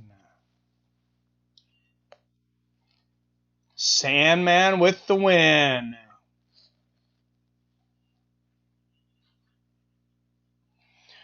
Fighting out of Parkland, Florida, plus 125 underdog. 23 wins, 6 losses, and 1 draw as a professional. He is the #1 ranked bantamweight contender in the world, Marlon Magic Moraes.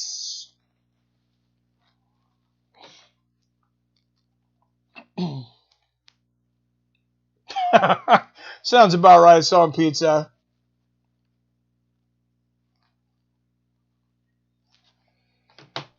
All right, here we go. Bantamweights, Marlon Moraes, Cory Sandhagen. It all comes down to this. A great night of fights. Here we go.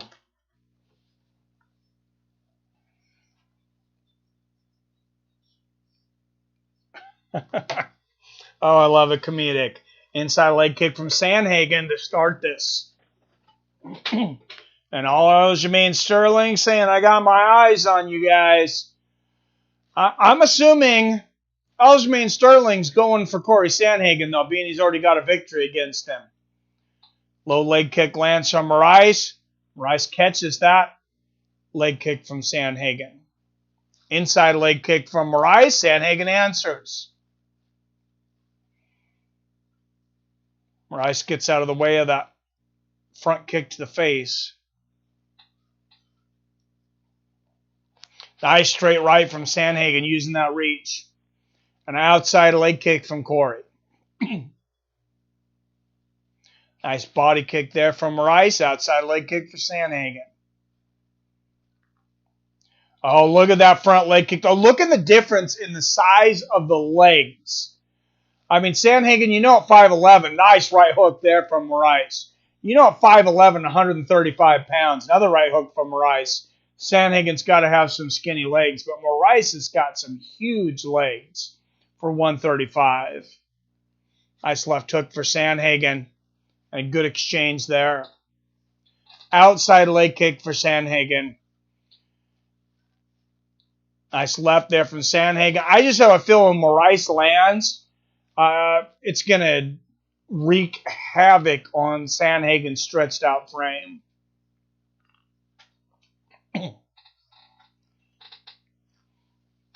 But Moraes has to catch him. And Sandhagen doing a good job of using his reach right now. And being unorthodox. Oh, nice shot to the body there for Sandhagen. Combination upstairs from Moraes. And Sandhagen back to the leg kick. Flying knee from Sandhagen. Left hook lands from Moraes. Nice left hook from Sandhagen. He's got incredible footwork.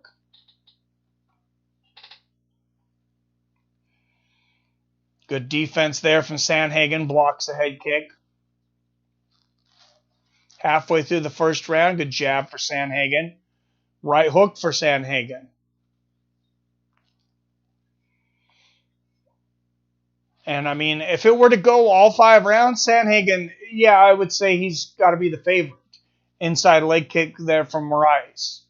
I just didn't expect this fight to go 5 rounds. Moraes doing a good job of not, using all his energy up. Nice spinning back fist there from Moraes. Partially blocked by Sandhagen, but some got through. Good jab from Moraes. Nice right uppercut from Sandhagen. Outside leg kick there from Cory. Great first round.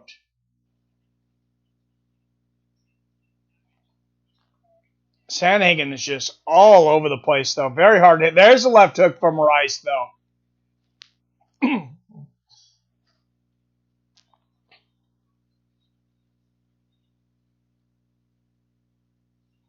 Oh, nice jab there from Sandhagen and catches Moraes off balance. Moraes swinging for the fences, falls over. Good jabs there for Sandhagen.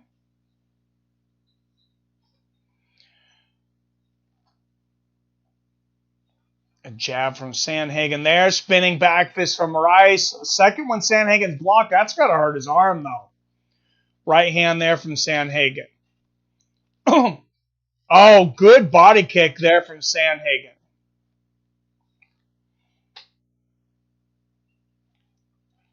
And I was just going to say Sandhagen's, he's a volume striker, a bit like a Colby or a Diaz, but that was a really hard body kick. Nice jab there from Sandhagen. Oh, and there's that body kick again.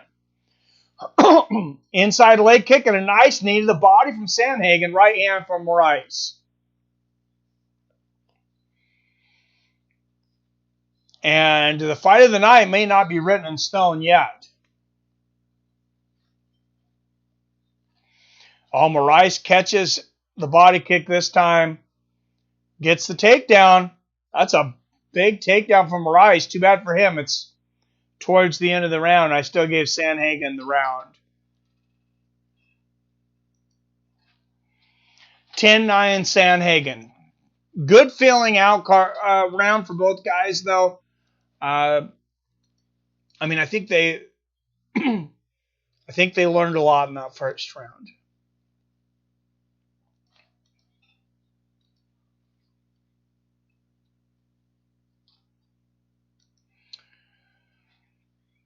With Moraes, you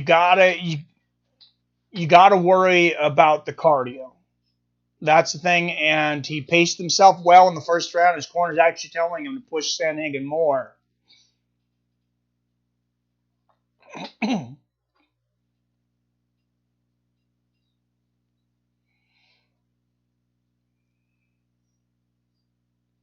That lit like ordinary Pete. Oh, geez. Funny that Moraes looks like a killer, but sounds like a squeak toy. Kind of like Mike Tyson. Wouldn't mess with that guy. I'm on quarantine with my cousin. Yeah, that sucks, Robert. First time I heard Anderson Silva talk, I was like, is that his real voice? Oh, it's great. Damn. It's been a great card, Trevi. Yeah, I hope you can get good news too, Robert. Straight right there from Sandhagen. Sandhagen really doing a lot. Nice front kick to the body, doing a lot of stance changes here at the beginning. Head kick gets through there for Sandhagen. Didn't feel like he was comfortable to put all of it in there yet, but he's getting more comfortable. Nice jab there for Cory. And you see Sandhagen, from eating that left hook earlier, he ate another one. He's got a lot of swelling above his left eye. Oh, nice right hook to the body. There for Moraes. Inside leg kick for Sandhagen. Whoa! Sandhagen got the spinning wheel kick and big hammer fist. Wow! And it's all over. Cory Sandhagen. Wow!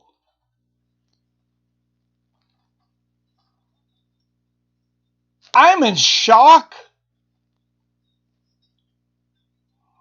Wow. To knock out Marlon Moraes, Cory Sandhagen is the number one contender in this division. Let's see the spinning. The heel caught the top of the head. See, I didn't think it landed the first time. Let's watch it from another angle. There it is. There's the heel right on the top of the head. Moraes turns over. There's the ground and pound. Boom. There it is. Wow.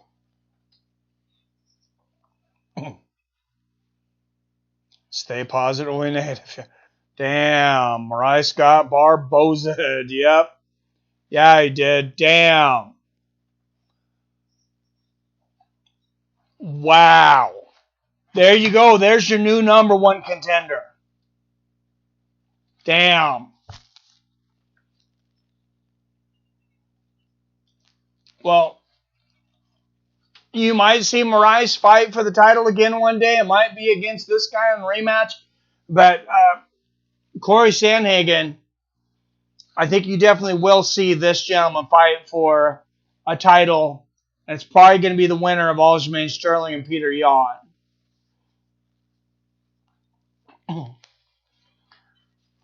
Wow, that was incredible. Aljo is number 1. What's up, Torrin Brown? 2 finishes of the night. Yeah, they got to give out 2 bonuses, right? Good kick, but after watching the replay, maybe just a little early. I was thinking it might be a little early too, but I mean, it was the heel on the head, and I didn't see any argument from Marlon Moraes. So maybe he was hurt a little more than what he said. He wasn't like doing any thumbs up or anything like that. Gives Sandhagen a little fist bump. Moraes doesn't seem upset by the stoppage at all, so that tells me he was probably hurt a little more than it appeared.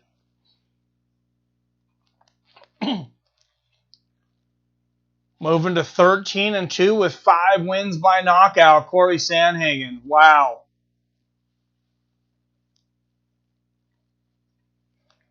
Sandman would destroy Aljo. Oh, now? Yeah, I think so. John Brand, where you been? You missed the whole card. Maybe he was watching it, though. Trev Aljo slept Sandhagen. Yeah, Aljo slept Sandhagen.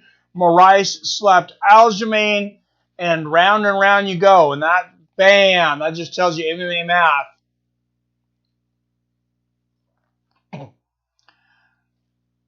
Does not always work. But Sandhagen, I mean, he is...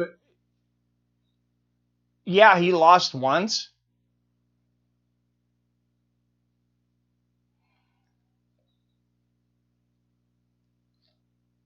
He says, I want that belt. He wants that fight, I'm sure, against Aljamain Sterling. Back, a quick submission in the first round. Good night of finishes. Almost all finishes. And Torrin Brown was observing some finishes, it looks like. Text, let's call the Broncos Pats on Monday afternoon. Sounds good, man. I will. Yeah, El Kakui gets the short end of the stick every time. Damn, yeah, he, Torrin,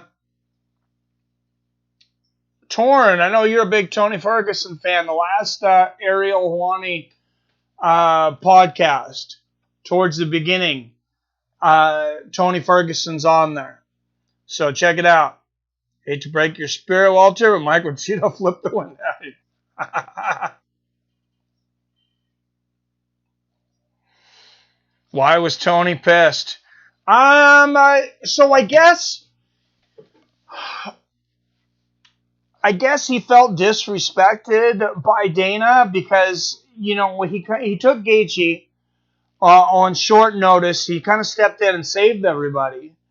And then it sounded like that they were kind of trying to throw him into a quick fight with either Dustin or Michael Chandler to save a main event. And I guess he said that Dana announced him being in a fight before he talked to him. And that's what really pissed him off. He's like, you got to have more respect than that. I know I've been game. I've taken the fights that have been asked of me. But you're not going to talk to me. And then you're going to say I'm in a fight. That's not the way we play. And I think monetarily he felt a little disrespected. He said something about being the main event on a card where the guy in the 3 spot would have been the highest paid fighter.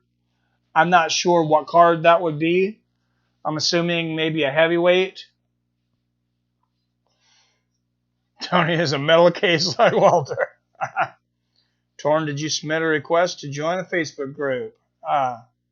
Pissed in that interview, he dissed a few fighters. Yeah, he did.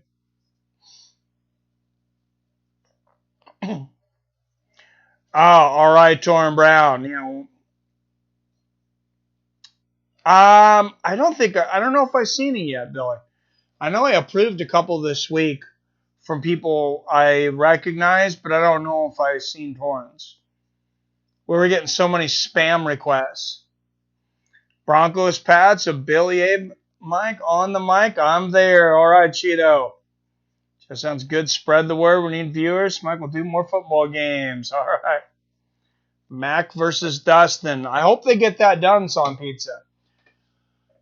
It's hard to say. McGregor, I mean, who knows what that guy's going to do. He could say, you think he's going to fight?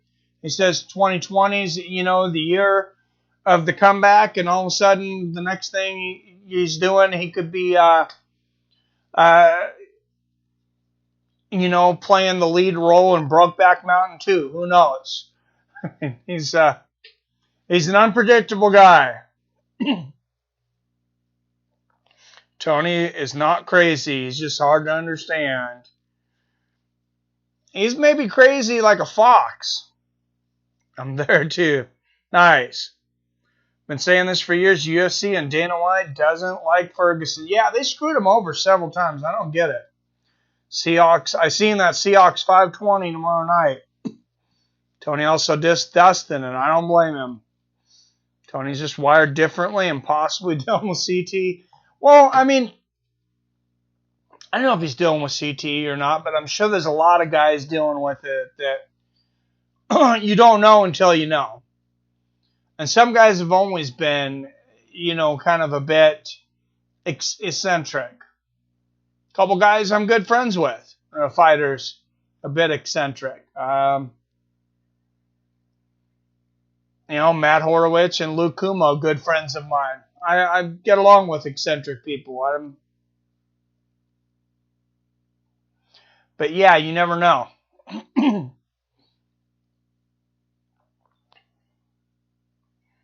The CTE stand for?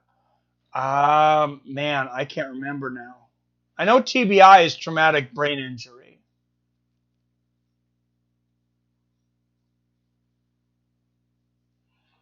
To that Justin fight, Tony for sure has CTE, possibly. Herbert was named Chargers starting QB for remainder of season. Yeah, I got him back. I got rid of Nick Foles. I think you were trying to troll me with that, Billy. I'm just teasing. Thanks, Machadi. Chronic traumatic encephalopathy. I don't know. Chase the elephant. I like it. Sure, all the fighters in the UFC have at least minor CTE. They aren't just taking damage in the cage. They spar all the time. People get KO'd in sparring a lot. Yeah. You get a lot of concussions. I know I've had a decent amount of concussions from different things, even playing street football and then, fighting. I had a couple of concussions in judo. And sometimes it's like you enter a room and you're like, why did I go in here? You start doing that a few more times and I don't know, you wonder. You wonder if you're just having a bad day or if it's starting to affect you a little bit. I don't know. Brendan Schaub took a lot of damage from sparring. Shane Carwin. Oh, I'm sure. Well, I feel Khabib will walk through Gaethje with ease. He might, man. It's hard to bet against somebody who's undefeated. But I think Gaethje's got in my mind, I think Gaethje's got the best chance because his defensive wrestling is great and he transitions great. When he gets up in fighting stance. And he was that way as a collegiate wrestler. I went back and I watched some of his video in collegiate wrestling, and it's like his wrestling was always in MMA style. The way he escapes, he would always come up in a position, even when he got taken down, that seemed like his opponent would be at a disadvantage.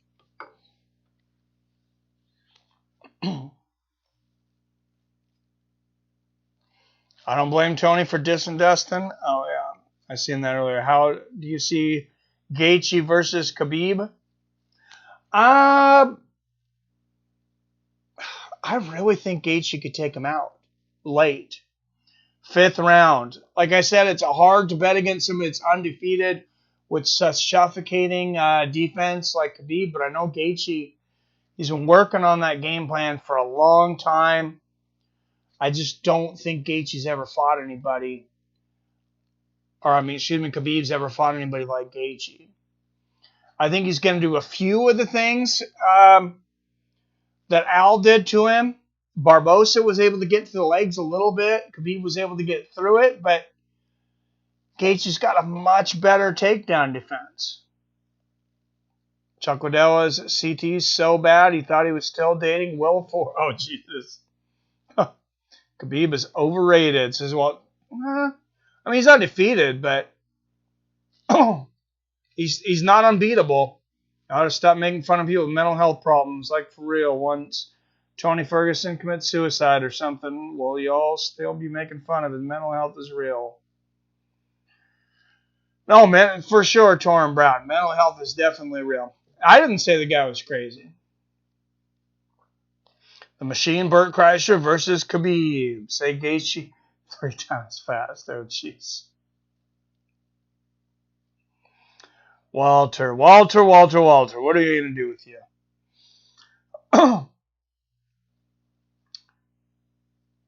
All right, guys. Hey, great night of fights. That was a lot of fun. Stacked card next week. Be looking out for the polls. I'll put the first one up tonight for the fights next week. But let's go through that card real quick. I didn't think anybody was making fun of him, Billy, but I'm...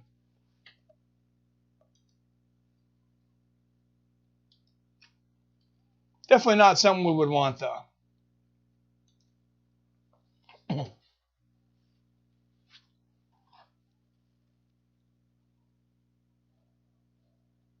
All right, Walter.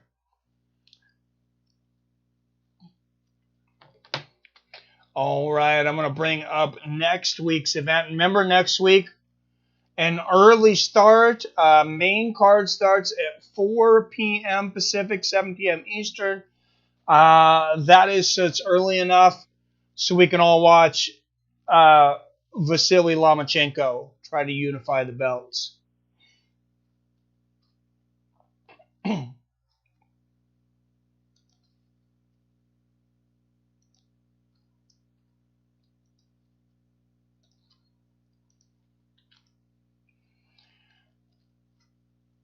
All right, guys. Prelims. Couple of recognizable fighters, jump out in the prelims. Syed Nurmagomedov, I believe he fought over in PFL. Some too. Against Mark Striegel. Maxim Grishin returns against Gaziramad and Tugalov. Zhang Yong Park returning. Middleweight against John Phillips. James Krause, he's always entertaining at middleweight against Claudio Silva. Then you go to the main card and it's just all stacked. Thomas Almeida versus Jonathan Martinez. Jim Crute versus Modesta Bukauskas. Caitlin Chukagian versus Jessica Andrade. And that could be a killer fight. Cyril Gane at heavyweight versus Ante Delija. And then the main event, Chan Sung Jung versus Brian Ortega. So, another great night. Oh, Jesus, some pizza. That would be funny. I wish it was, but I don't think so. Cory Sandhagen with the biggest win of his UFC run. Oh, absolutely. Congratulations, Cory Sandhagen. I mean, he has got to be on top of the world right now. That is such a big win. I didn't see it coming. I didn't think that he... Yeah, you're probably right, Billy. Buckley dude is going to get the bonus. Oh, yeah, he's got to get a bonus. Well, you got 2 performance bonuses. What is it, 2 performance bonuses and a fight of the night? Or is it 3? They should actually be having the... the post-fight show right now. They probably said the bonuses already. Did someone say douche, guys? Comedic. I think Comedic knows who he is. I think he knows him, like in real life. What time is it in Abu Dhabi? I have no idea. Something ridiculous, though. Oh, speaking of that, though, don't forget, for Khabib versus Gaethje, it starts at 2 p.m. Pacific. 2 p.m. Eastern. So it's going to be 11 a.m. here on the West Coast. That's the biggest fight of the year, so we don't want to forget that. President of Barstool Sports is my spirit animal. Jeez. Cory Sandhagen sitting in with Dan Hardy.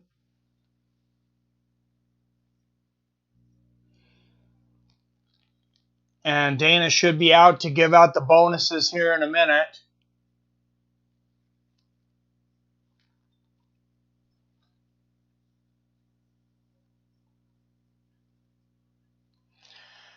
Bantamweight rankings, of course, the champion Peter Yan, Marlon Moraes, and Cory Sandhagen will probably switch places. Sandhagen to number 1, Moraes probably to 4. Corey Garbrandt is still there at 3 in the mix. Number 2 is Aljamain Sterling. Of course, you have TJ Dillashaw on deck. He'll be back soon.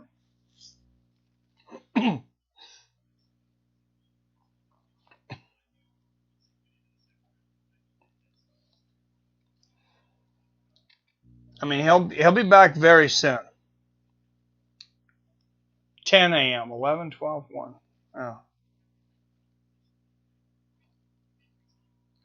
Oh, it's 10 a.m. in Abu Dhabi on Sunday? Damn. All right, you two song pizza. Have a great night, man. All right, it looks like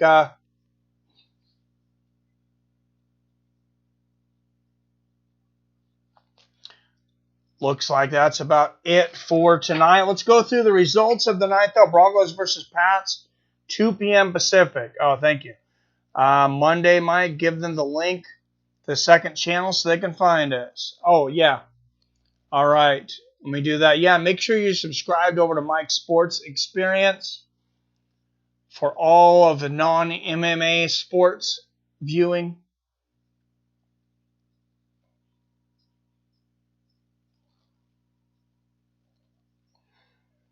Thank you to all of you that have already subscribed over there. Quite a few of you. Over 1,300.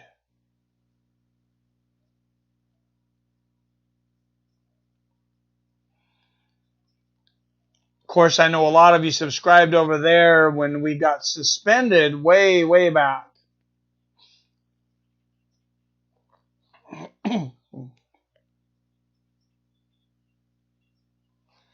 All right, here's the link to the other channel.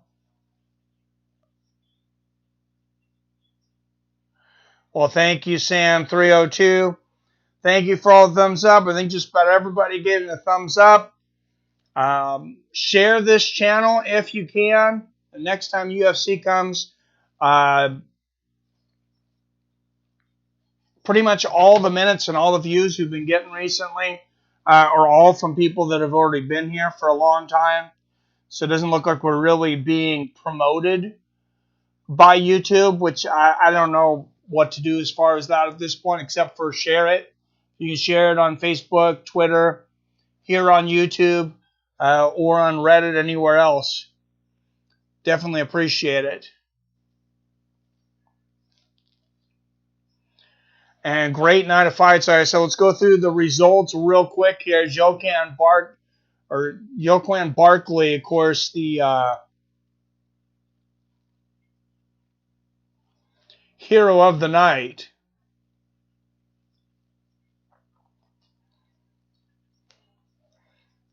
And that's where we started it. Joaquin Buckley, excuse me. Second round knockout over Impa Kasanganay. If you didn't get to see that, go online and look at that. It's one of the most incredible knockouts you'll ever see. Joaquin Buckley catches a kick from Impa. Or, excuse me, Impa catches his kick. Joaquin spins in the air and hits him with a flying heel kick right on the chin. Absolutely nuts. Then Chris Daukaus got a great left hook knockout over Rodrigo Nascimento Ferreira. 45 seconds. Tom Breeze blew by UFC newcomer KB Bowler. Minute and 42-second knockout in the first. A lot of finishes tonight. Ilya Topuria makes his UFC debut, getting an impressive win over Youssef Zalal, pretty dominant, too. Tom Aspinal easily defeating Alan Bedel of France, just a minute 35 of the first round. Marcus Perez against Dricus du Plessis. Marcus Perez put on the Joker makeup for the weigh-in, but it's Dricus du Plessis that gets the win. First round knockout, 3 minutes and 24 seconds, UFC debut. Congratulations to him. Marcin Tybura gets the unanimous decision over Ben Rothwell. Rothwell hit him with, he carpet bombed him. In the first round. He hit him with so many bombs. I have no idea how Marcin Tybura was standing. But he made it through the blitz, and Ben Rothwell eventually got tired. Tybura just, he picked him off. It was great performance, unanimous decision win. Edson Barboza, dominant victory, unanimous decision win over Makwan Amirkhani. Floored him several times. Props to Amirkhani for being so tough to get through all that. And then, of course, Cory Sandhagen beating number one contender Marlon Moraes with a crazy spinning heel kick and then some ground and pound. Minute and 4 seconds of the second round.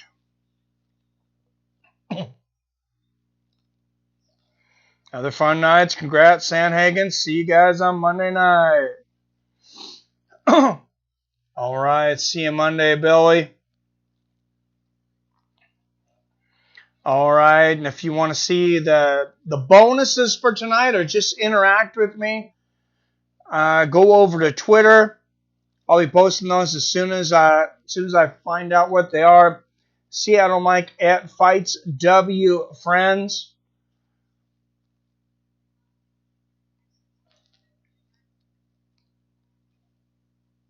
Over there on Twitter. And maybe no Dana there. I thought he was on Fight Island. But I was waiting. We'll give him another minute here to see if they call out the bonuses for the night.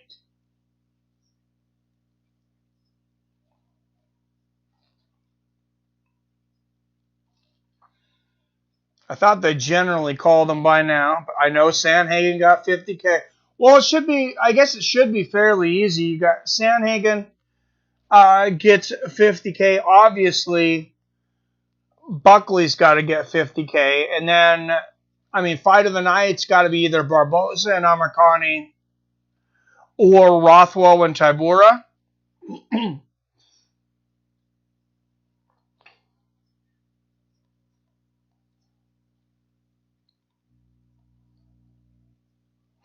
I don't know. That would be my bonuses. Would be Sandhagen, Joaquin, and then fight in the night. Honestly, I would give it to Rothwell and Tybura because I think it's more competitive. And to put out that kind of output at heavyweight, Sandhagen ready for a title shot? Yeah, I think so. Billy, you beat Marlon. You knock out Marlon Moraes. Yeah, you're ready for a title shot. I did not expect that tonight. I didn't think Sandhagen. I thought Sandhagen would eventually challenge for the title. I thought that maybe Moraes was a little early for that step up, but he proved me wrong. And yeah, I think he's got a good shot at winning the title. All right, guys. I will see you soon for some football over on Mike's Sports Experience. And then, like I said, a great UFC card and boxing next week. Brian Ortega versus the Korean Zombie. And then later that night, Vasily Lomachenko tries to unify the belts in his weight class. Any PFL news? They're still in business, and they still got that contract with ESPN. I think that's pretty much all I've heard. They don't have anything scheduled as far as I know. So, all right, guys. Thanks again for coming in. As always, I love you. I respect you. And I'll see your fine asses next time.